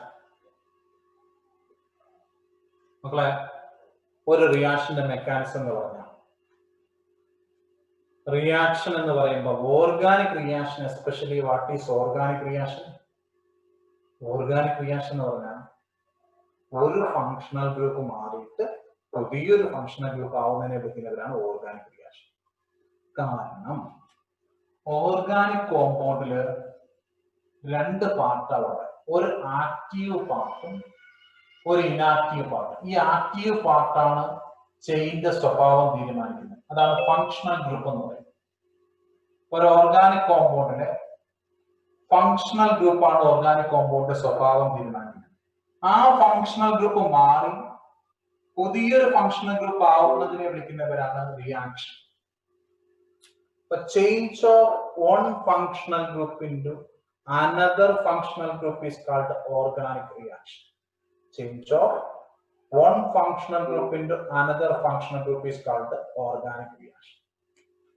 ഇവിടെ ഞാൻ 2-3 വാക്ക് പറയാണ്. ഒന്ന്, substrate.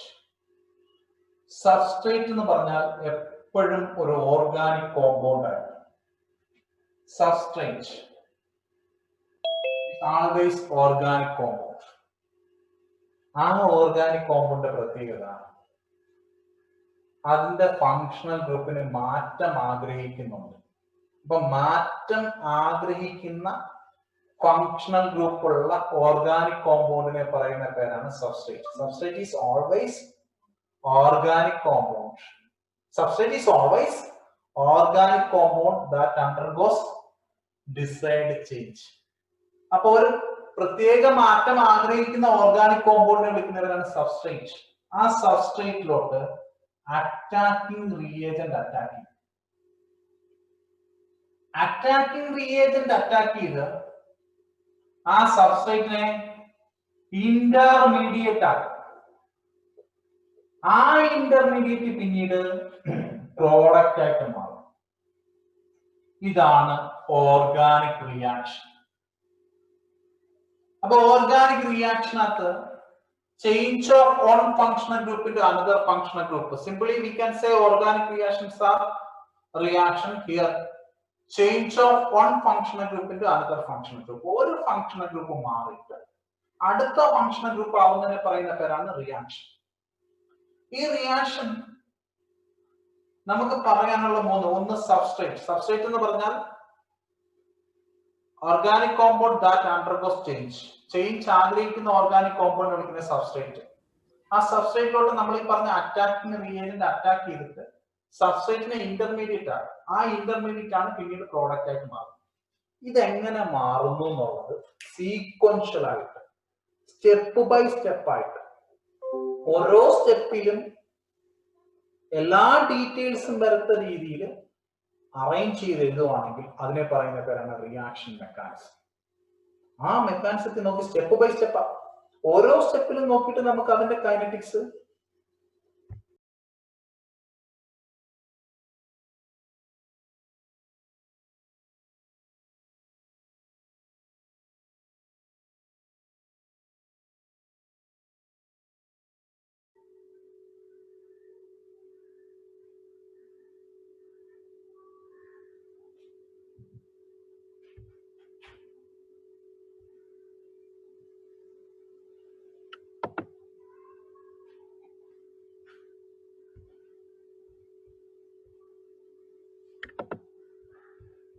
okay.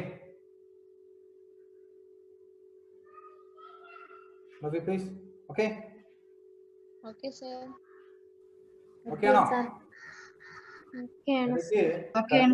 Okay, sir. ലാപ്ടോപ്പിന്റെ charge തീർന്നു. സോറി. Okay, sir. അപ്പം സബ്സ്ട്രേറ്റ്, അപ്പൊ ആ substrate is an organic compound that undergoes desired change. അപ്പൊ ചേഞ്ച് ആഗ്രഹിക്കുന്ന ഓർഗാനിക് കോമ്പൗണ്ടിനെ പറയുന്ന പേരാണ് സബ്സ്ട്രേറ്റ്. ആ സബ്സ്ട്രേറ്റിലോട്ട് അറ്റാക്കിംഗ് റിയേജന്റ് അറ്റാക്ക് ചെയ്ത് അതിനെ ഇന്റർമീഡിയറ്റ് ആക്കും. ഇന്റർമീഡിയറ്റ് ഹൈലി അൺസ്റ്റേബിൾ ആണ്, പൊട്ടൻഷ്യൽ എനർജി കൂടുതലാണ്. ആ ഇന്റർമീഡിയറ്റ് ഫർദർ എന്തായിട്ട് മാറും? പ്രോഡക്റ്റ് ആയിട്ട് മാറും. ആ ഇന്റർമീഡിയറ്റ് ആണ് പിന്നീട് പ്രോഡക്റ്റ് ആയിട്ട് മാറും. ആ ഇന്റർമീഡിയറ്റ് പ്രോഡക്റ്റ് ആയിട്ട് മാറും. അപ്പൊ ഈ മെക്കാനിസം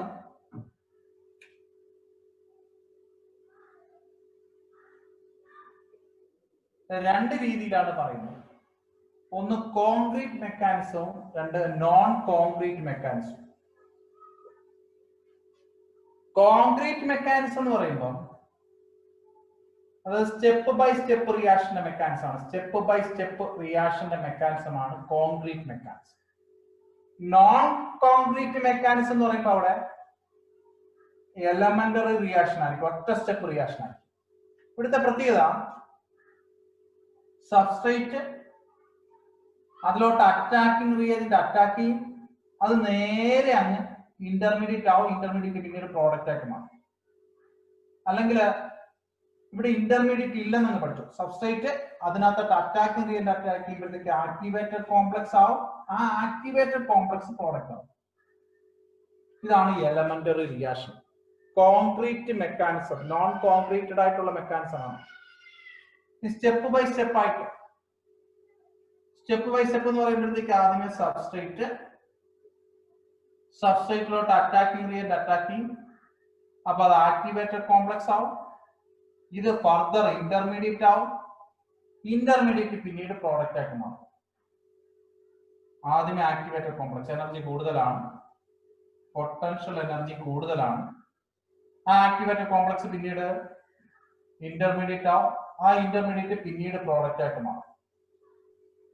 ഇതാണ് സ്റ്റെപ്പ് ബൈ സ്റ്റെപ്പ് ആയിട്ടുള്ള complex റിയാക്ഷന്റെ mechanism. റിയാക്ടന്റിന്റെ energy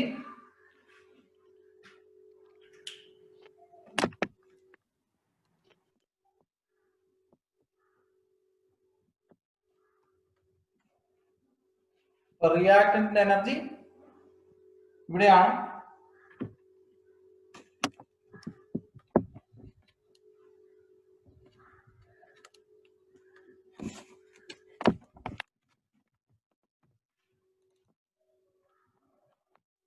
reactant energy ഇവിടെയാണ്. അത് ആദ്യമേ ആക്ടിവേറ്റഡ് കോംപ്ലക്സ് ആവും. ആ ആക്ടിവേറ്റഡ് കോംപ്ലക്സ് പിന്നീട് ഇന്റർമീഡിയറ്റ് ആവും, പിന്നീട് പ്രോഡക്റ്റ് ആയിട്ട് മാറും. ഇതാണ് കോൺക്രീറ്റ് മെക്കാനിസം. മറ്റേത് നോൺ കോൺക്രീറ്റഡ് ആയിട്ടുള്ള മെക്കാനിസം. അപ്പോൾ എലമെന്ററി റിയാക്ഷന്റെ മെക്കാനിസവും കോംപ്ലക്സ് റിയാക്ഷന്റെ മെക്കാനിസവും രണ്ടായിട്ട് പഠിക്കും. നമുക്കിവിടെ മെക്കാനിസം പറയുമ്പോൾ നിങ്ങൾ ഓർത്തിരിക്കേണ്ട കാര്യം ഇത്രയേ ഉള്ളൂ. സബ്സ്ട്രേറ്റ് അത് ഓർഗാനിക് കോമ്പൗണ്ട് ആണ്. ആ സബ്സ്ട്രേറ്റിലോട്ട് അറ്റാക്കിംഗ് റിയേജന്റ് അറ്റാക്ക് ചെയ്ത് അതിനെ ഇന്റർമീഡിയറ്റ് ആക്കി മാറ്റും. ആ ഇന്റർമീഡിയറ്റ് പിന്നീട് പ്രോഡക്റ്റ് ആയിട്ട് മാറ്റും. നമുക്ക് മനസ്സിലാക്കേണ്ട കാര്യങ്ങൾ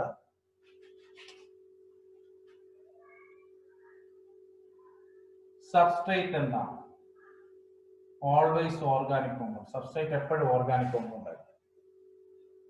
ഒരു ഫങ്ഷണൽ ഗ്രൂപ്പ് ആയിരിക്കും, അത് എപ്പോഴും ഓർഗാനിക് കോമ്പൗണ്ട് ആയിരിക്കും. ഇനി അടുത്തത് attacking reagent. 3 type attacking reagent. 1, 2, 3. ഒന്ന് free radicals.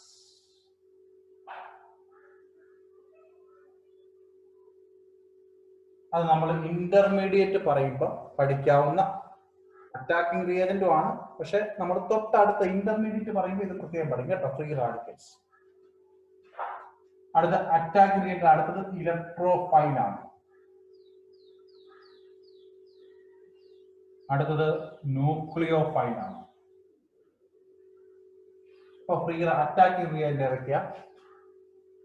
Free radicals, electrophile, nucleophile. അതില് ഫ്രീ റാഡിക്കൽ നമ്മൾ പഠിക്കാനുണ്ട്. നമ്മളത് ഇന്റർമീഡിയറ്റ് പറയുമ്പോഴത്തേക്ക് പറഞ്ഞുതരാം ഫ്രീ റാഡിക്കൽ എന്താണ്. നമുക്ക് ഇപ്പം വേണ്ടത് ഇലക്ട്രോഫൈൽ. ഇലക്ട്രോഫൈൽ എന്ന് പറയുമ്പോൾ ഇലക്ട്രോണിനെ ഇഷ്ടപ്പെടുന്ന ആൾക്കാർ, ഇലക്ട്രോൺ അട്രാക്ടിങ് സ്പീഷീസ്, അവരാണ് ഇലക്ട്രോഫൈൽ. ഇലക്ട്രോണിനെ അട്രാക്ട് ചെയ്യുന്ന സ്പീഷീസിനെ പറയുന്ന പേരാണ് ഇലക്ട്രോഫൈൽ. ഇലക്ട്രോഫൈൽ 2 കാറ്റഗറി ഉണ്ട് നിങ്ങൾക്കറിയാം. ഒന്ന് പോസിറ്റീവ് ചാർജ് ഉള്ളവരും 2 ലൂയിസ് ആസിഡുകളും. ഇലക്ട്രോഫൈല് 2 കാറ്റഗറിയാണുള്ളത്. ഒന്ന് പോസിറ്റീവ് ചാർജ് ഉള്ള സ്പീഷീസും പിന്നെ ലൂയിസ് ആസിഡ്സ്. ഇത് രണ്ടുമാണ് ഇലക്ട്രോഫൈലിനകത്ത് വരുന്നത്. ന്യൂക്ലിയോഫൈൽ എന്ന് പറയുമ്പോൾ ന്യൂക്ലിയസ് ലവിങ് സ്പീഷീസ്. ന്യൂക്ലിയസിനെ ലവ് ചെയ്യുന്ന 2 കാറ്റഗറിയാണ്. ഒന്ന് നെഗറ്റീവ് ചാർജ് ഉള്ളവരും പിന്നെ ലൂയിസ് ബേസസ്. ഇപ്പൊ ഞാൻ മെക്കാനിസം പറഞ്ഞപ്പം എന്റെ ആദ്യത്തെ ടോപ്പിക് അറ്റാക്കിംഗ് റിയേജന്റ് ആണ്.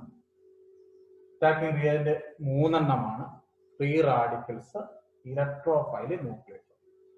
അപ്പം ഫ്രീ റാഡിക്കൽസ് എന്താന്ന് പറയാം. അപ്പം നമുക്ക് ആദ്യം ഇന്റർമീഡിയറ്റ്. ഞാൻ 3 വാക്കുകളാണ് പറഞ്ഞത്. ഒന്ന് സബ്സ്ട്രേറ്റ്, 2 അറ്റാക്കിംഗ് റിയേജന്റ്, ഇപ്പൊ ഇന്റർമീഡിയറ്റ്. ഇന്റർമീഡിയറ്റ് ഏതൊക്കെയാ? Free radical, carbocation, carbanion, കാർബീൻസ്.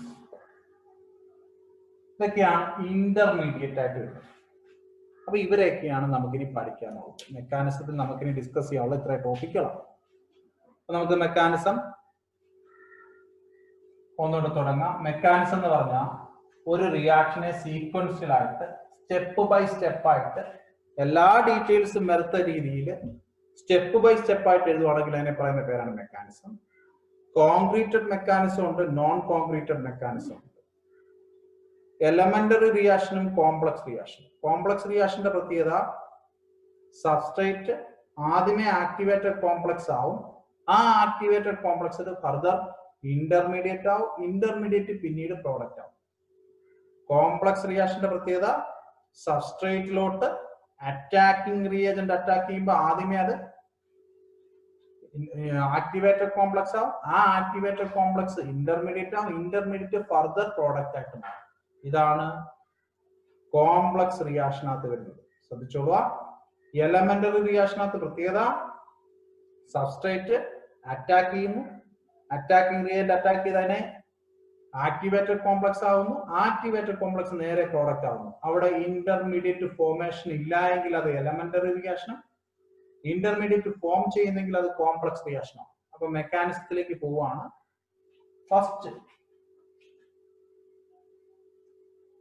3 വാക്കുകൾ ഞാൻ പരിചയപ്പെടുത്തി. 1 സബ്സ്ട്രേറ്റ്, 2 അറ്റാക്കിംഗ് റിയേജന്റ്, 3 ഇന്റർമീഡിയറ്റ്. അപ്പൊ ഏതൊക്കെയാണെന്നുള്ളത് ജസ്റ്റ് ഇൻട്രോഡ്യൂസ് ചെയ്തേ ഉള്ളൂ. ഞാൻ ഇനി ടോപ്പിക്ക് തുടങ്ങുകയാണ്. Fission of A covalent bond.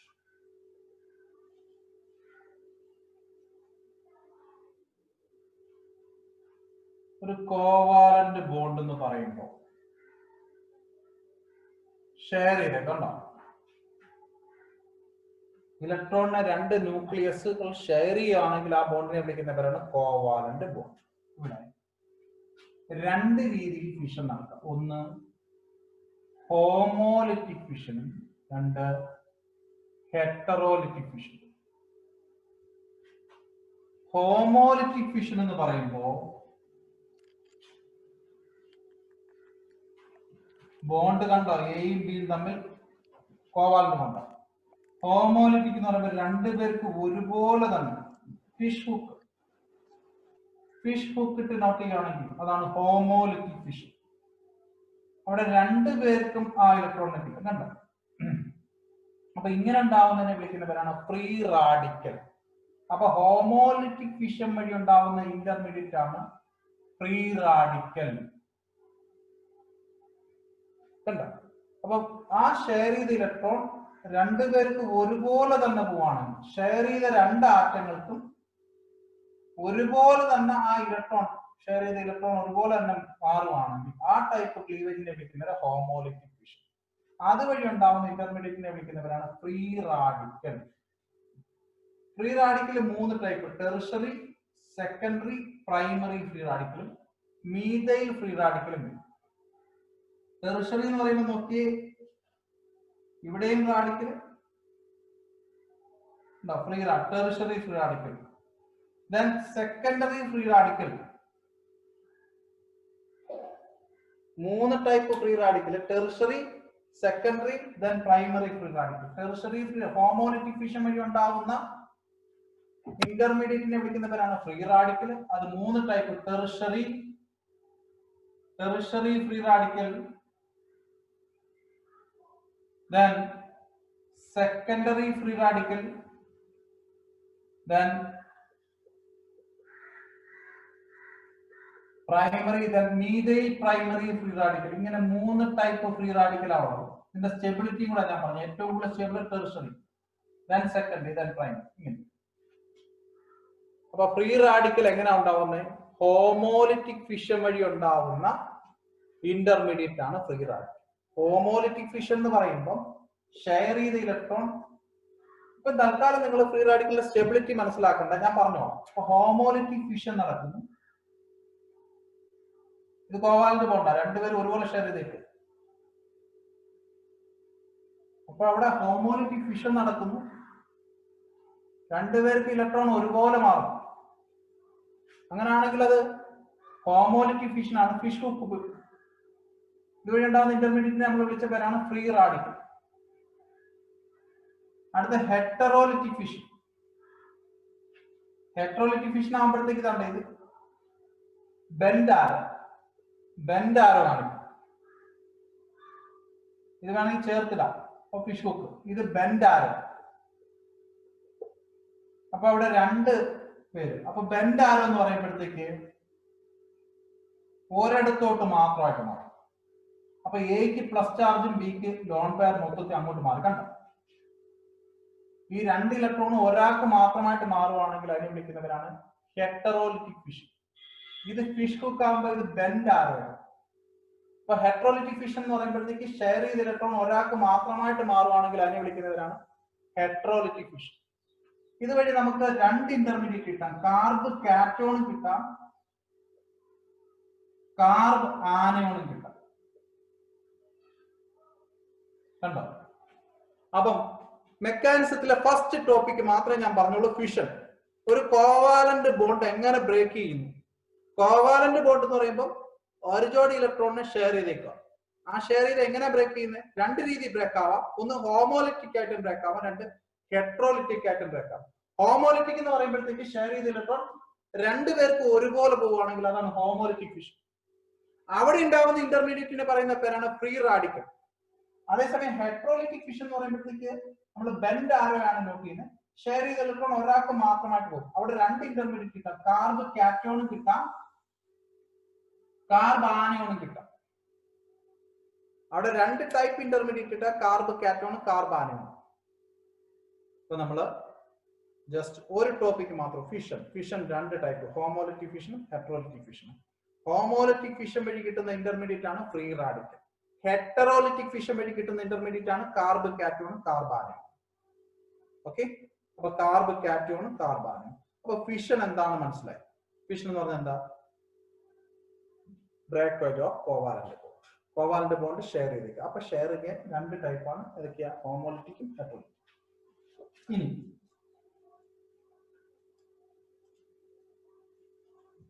ഞാൻ പറഞ്ഞു ഫ്രീ റാഡിക്കൽ.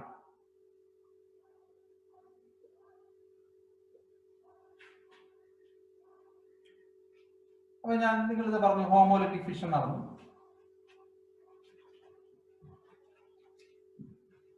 ഫിഷൻ നടന്നപ്പോഴത്തേക്ക് നോക്കി ഒരു ഇലക്ട്രോൺ മാത്രമായിട്ട് മാറി, ഇങ്ങോട്ട് മാറി. അപ്പൊ ഇതിനെ വിളിക്കുന്ന പേരാണ് ഫ്രീ റാഡിക്കൽ. ആ ഫ്രീ റാഡിക്കൽ ഹോമോലിറ്റിക് ഫിഷൻ വഴിയാണ് കിട്ടിയത്. ഈ ഫ്രീ റാഡിക്കലിന്റെ പ്രത്യേകത ഓഡ് ഇലക്ട്രോൺ സ്പീഷീസ് ആവും. ഇത് മൂന്ന് കാറ്റഗറി ഞാൻ ഇപ്പം തന്നെ പറയാം. Tertiary free radical, secondary free radical ഉണ്ട്, പിന്നെ പ്രൈമറി ഫ്രീ റാഡിക്കൽ ഉണ്ട്, പിന്നെ മീഥൈൽ ഫ്രീ റാഡിക്കൽ ഉണ്ട്. ടെർഷറി എന്ന് പറയുമ്പോൾ നോക്കി മൂന്നിടത്തും വേറെ കാർബൺ ആയിരിക്കും. ഇവിടെ ഒരു ഇലക്ട്രോൺ ഇത് നെഗറ്റീവ് കണ്ടോ. സെക്കൻഡറി ഫ്രീ റാഡിക്കൽ ആകുമ്പോഴത്തേക്ക് രണ്ടിടത്ത് റാഡിക്കൽ. പ്രൈമറി ഫ്രീ റാഡിക്കൽ എന്ന് പറയുമ്പോൾ രണ്ടിടത്ത് ഹൈഡ്രജനും ഒരിടത്ത് ഇതാണ്. മീഥൈൽ ഫ്രീ റാഡിക്കൽ മൂന്നിടത്ത് ഹൈഡ്രജൻ. ഇനി സ്റ്റെബിലിറ്റി ചെക്ക് ചെയ്യാനായിട്ട് ഫ്രീ റാഡിക്കലിന്റെ സ്റ്റെബിലിറ്റി എനിക്ക് പറയണം. അപ്പൊ ആ ഫ്രീ റാഡിക്കലിന്റെ സ്റ്റെബിലിറ്റി പറയാനായിട്ട് ഞാൻ ഇലക്ട്രോൺ ഡിസ്പ്ലേസ്മെന്റ് എഫക്റ്റ് കൂടെ പറഞ്ഞിട്ടേ പറയത്തുള്ളൂ. ഇപ്പം ജസ്റ്റ് മെക്കാനിസം എന്ന് പറഞ്ഞാൽ സബ്സ്ട്രേറ്റിലോട്ട് അറ്റാക്കിംഗ് റിയേജന്റ് അറ്റാക്ക് ചെയ്തതിനെ ഇന്റർമീഡിയറ്റും പ്രോഡക്റ്റും ആവുന്നതിന്റെ സീക്വൻഷ്യൽ ആയിട്ട് സ്റ്റെപ്പ് ബൈ സ്റ്റെപ്പ് ആയിട്ട് എഴുതുന്നതിനെ പറയുന്ന പേരാണ് മെക്കാനിസം. അതില് കുറച്ച് വാക്കുകൾ ഞാനൊന്ന് പരിചയപ്പെടുത്തി. ഫസ്റ്റ് ടോപ്പിക് പറഞ്ഞത് ഫിഷൻ ആണ്. ഫിഷൻ എന്ന് പറയുമ്പോൾ രണ്ട് രീതിയിലാണ്. ഹോമോലിറ്റിക് ഫിഷനും ഉണ്ട്, ഹെട്രോലിറ്റിക് ഫിഷനും ഉണ്ട്. ഹോമോലിറ്റിക് എന്ന് പറയുമ്പോൾ ഷെയർ ചെയ്ത ഇലക്ട്രോൺ രണ്ടു പേർക്ക് ഒരുപോലെ പോകുന്ന ഫിഷനാണ് ഹോമോലിറ്റിക്. അതുവഴി ഉണ്ടാവുന്ന ഇന്റർമീഡിയറ്റ് ആണ് ഫ്രീ റാഡിക്കൽ. അതിനെ ഫിഷ് ഹുക്ക് ഇട്ടാണ് നമ്മൾ നോട്ട് ചെയ്യുന്നത്. അടുത്ത ഹെട്രോലിറ്റിക് ഫിഷൻ, അതുവഴി ഉണ്ടാവുന്ന ഇന്റർമീഡിയറ്റുകളാണ് കാർബ് കാറ്റോണും കാർബ് ആനയോണും. കാർബ് കാറ്റോൺ എന്ന് പറയുമ്പോഴത്തേക്ക് carbon atom with a sestet configuration and it carries a positive charge. 6 electron with a positive charge. And the carb anion, നമുക്ക് octet വരും, 8 ഇലക്ട്രോൺ വരും and a negative charge. ഇതാണ് carb anion. അത് രണ്ട് ഹെട്രോലിറ്റിക് fission വഴി ഉണ്ടാകുന്ന ഇന്റർമീഡിയറ്റ്. ഇവിടെയും വരും ടെർഷറി, സെക്കൻഡറി, പ്രൈമറി, മീഥൈൽ കാർബോകാറ്റോൺ. ഇവിടെയും വരും tertiary, secondary, primary, methyl carbonate. ഈ ഇന്റർമീഡിയറ്റിന്റെ സ്റ്റെബിലിറ്റി പഠിക്കാനാണ് നമ്മൾ മുമ്പോട്ട് പോകുന്നത്. ആ സ്റ്റെബിലിറ്റി പഠിക്കണമെങ്കിൽ നമുക്ക് ആദ്യമേ എന്ത് മനസ്സിലാക്കണം? ഇലക്ട്രോൺ ഡിസ്പ്ലേസ്മെന്റ് എഫക്റ്റ് മനസ്സിലാക്കണം. അപ്പം ഇലക്ട്രോൺ ഡിസ്പ്ലേസ്മെന്റ് എഫക്റ്റ് ആണ് മെയിൻ ആയിട്ട് മെക്കാനിസത്തിൽ നമുക്ക് പഠിക്കാവുന്നത്. അപ്പൊ നമ്മൾ അടുത്ത ഹെഡിങ് ആണ് ഇലക്ട്രോൺ ഡിസ്പ്ലേസ്മെന്റ് എഫക്റ്റ്. ഓക്കെ, അപ്പൊ ഇതുവരെ പറഞ്ഞ കാര്യങ്ങൾ ഒന്നുകൂടെ പറയാണ്. ഒന്നും പറഞ്ഞില്ല, രണ്ട് ടോപ്പിക് അതിനകത്ത് ഞാൻ പറഞ്ഞു. ഐസോമർസും നോമൻക്ലേച്ചറും എങ്ങനെ പറയാം? ആദ്യമേ ഞാൻ പറയാം ഓർഗാനിക് കെമിസ്ട്രി ജസ്റ്റ് ഇൻട്രൊഡ്യൂസ് ചെയ്തു. അതിനകത്ത് ടൈപ്പ് ഓഫ് ഹൈബ്രിഡൈസേഷൻ അറിയാമല്ലോ എല്ലാവർക്കും. ഇപ്പൊ റിയാക്ഷൻ മെക്കാനിസം തുടങ്ങിയിരിക്കുകയാണ്. മെക്കാനിസം പറയുമ്പോൾ നമുക്ക് എലമെന്ററി റിയാക്ഷന്റെ മെക്കാനിസവും പറയാം. അതായത് കോൺക്രീറ്റ് മെക്കാനിസം ഉണ്ട്, നോൺ കോൺക്രീറ്റ് ആയിട്ടുള്ള മെക്കാനിസം. എലമെന്ററി റിയാക്ഷൻ എന്ന് പറയുമ്പോഴത്തേക്ക് അവിടെ ഇന്റർമീഡിയറ്റ് ഫോം ചെയ്യത്തില്ല. കോംപ്ലക്സ് റിയാക്ഷൻ ആകുമ്പോഴത്തേക്ക് അവിടെ എന്ത് ഫോം ചെയ്യും? ഇന്റർമീഡിയറ്റ് ഫോം ചെയ്യും. അങ്ങനെ ഇന്റർമീഡിയറ്റ് ഫോം ചെയ്യുമെങ്കിൽ അത് സ്റ്റെപ്പ് ബൈ സ്റ്റെപ്പ് ആയിട്ട് റിയാക്ഷൻ നടക്കത്തുള്ളൂ. പിന്നെ നമുക്ക് ഇപ്പൊ ഞാൻ പറഞ്ഞ ഫിഷൻ ആണ്. ആ ഫിഷൻ 2 ടൈപ്പ് ഉണ്ട്, ഹോമോലിറ്റിക്കും ഹെറ്ററോലിറ്റിക്കും. ഇതൊക്കെ പറഞ്ഞെങ്കിലും നമുക്ക് ഇലക്ട്രോൺ ഡിസ്പ്ലേസ്മെന്റ് എഫക്റ്റ് കഴിഞ്ഞതിന് ശേഷം മാത്രമേ എവിടോട്ട് പോകാൻ പറ്റത്തുള്ളൂ, ഈ ഇന്റർമീഡിയറ്റിന്റെ സ്റ്റെബിലിറ്റി കമ്പയർ ചെയ്യാൻ പറ്റത്തുള്ളൂ. കാരണം ഇലക്ട്രോൺ ഡിസ്പ്ലേസ്മെന്റ് എഫക്റ്റ് ആണ് എല്ലാത്തിന്റെയും ബേസ്. ഇപ്പൊ ഞാൻ ജസ്റ്റ് ഇലക്ട്രോൺ ഡിസ്പ്ലേസ്മെന്റ് എഫക്റ്റ് പറയാം. അതിനു മുമ്പിട്ട് ഇത്രയും കാര്യങ്ങൾ ക്ലിയർ ആണോ?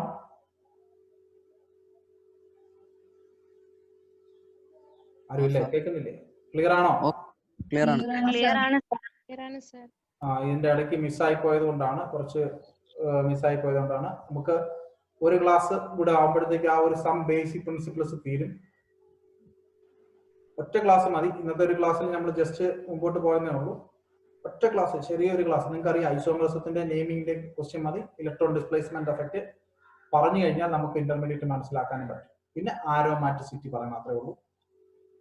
അപ്പൊ അത് 1 മണിക്കൂർ മതി നമുക്കത് പറയാം, അതിന്റെ ക്വസ്റ്റ്യൻസ് ചെയ്യാൻ. അത് കഴിഞ്ഞിട്ട് പിന്നെ ഓരോ കോമ്പൗണ്ട് റൂട്ട് പറയും. ഒരു ക്ലാസ്സിൽ നമ്മൾ 1.5 മണിക്കൂർ കൊണ്ട് അരമണിക്കൂർ കൊണ്ട് ഒരു കോമ്പൗണ്ട് പറയണം. അങ്ങനെ ആകുമ്പോൾ 1.5 മണിക്കൂർ കൊണ്ട് 3 കോമ്പൗണ്ട് പറയണം, എങ്കിലേ നമുക്ക് തീർത്തുള്ളൂ. അപ്പൊ അത് ഒന്ന് ശ്രദ്ധിച്ചിരിക്കുക.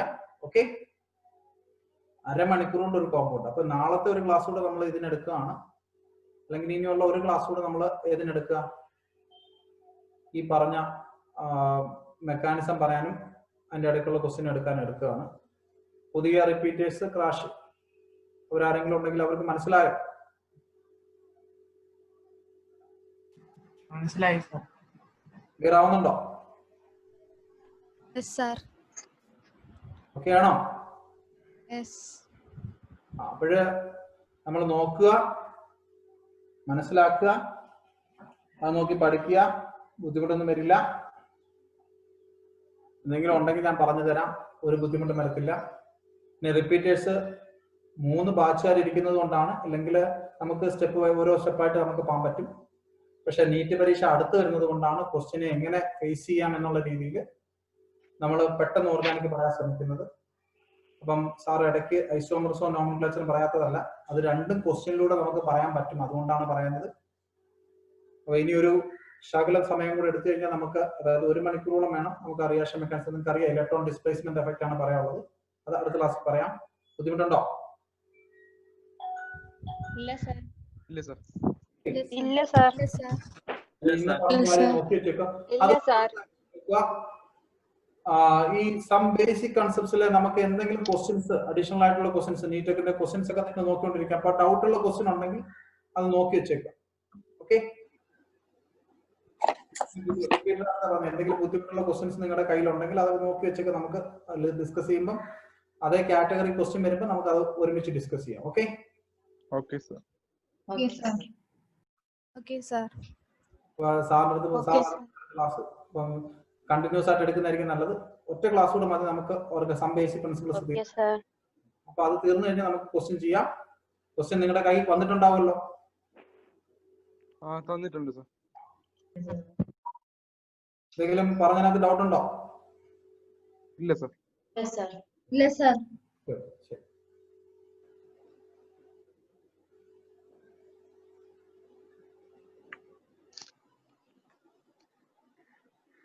ഇല്ല സർ. ഓക്കെ, ഗൗതം ഉണ്ടോ? ഗൗതം ഉണ്ട് സാർ, ഉണ്ട്. ഗൗതം പേടിക്കണ്ട. നമുക്ക് പിന്നെ മെക്കാനിസം പറഞ്ഞതിന് ശേഷം, ഇന്റർമീഡിയറ്റിന്റെ സ്റ്റെബിലിറ്റി പറഞ്ഞതിന് ശേഷം ഓരോ റിയാക്ഷൻ ആയിട്ട് ക്വസ്റ്റ്യൻ നോക്കണേ. ഓക്കെ. അപ്പൊ അങ്ങനെയാണെങ്കിലേ മനസ്സിലാവത്തുള്ളൂ. നിങ്ങൾക്ക് ആ സ്റ്റെബിലിറ്റി കമ്പയർ ചെയ്യാനുള്ള പാടാട്ടോ. ഓക്കെ സാറേ. പിന്നെ 6 കോൺഫിഗറേഷൻ, എന്റെ ഡൗട്ട് ചോദിച്ചാൽ 6 കോൺഫിഗറേഷൻ ഇപ്പം ഇത് കഴിയുമ്പോൾ പറഞ്ഞുതരാം. Okay okay. വേറെ സച്ചിൻ, സച്ചിനെ ഞാൻ എനാൻഷോമറിന്റെ എണ്ണം കണ്ടുപിടിക്കുന്നത് ഐസോമർസം പറയുമ്പോൾ പറഞ്ഞുതരാം.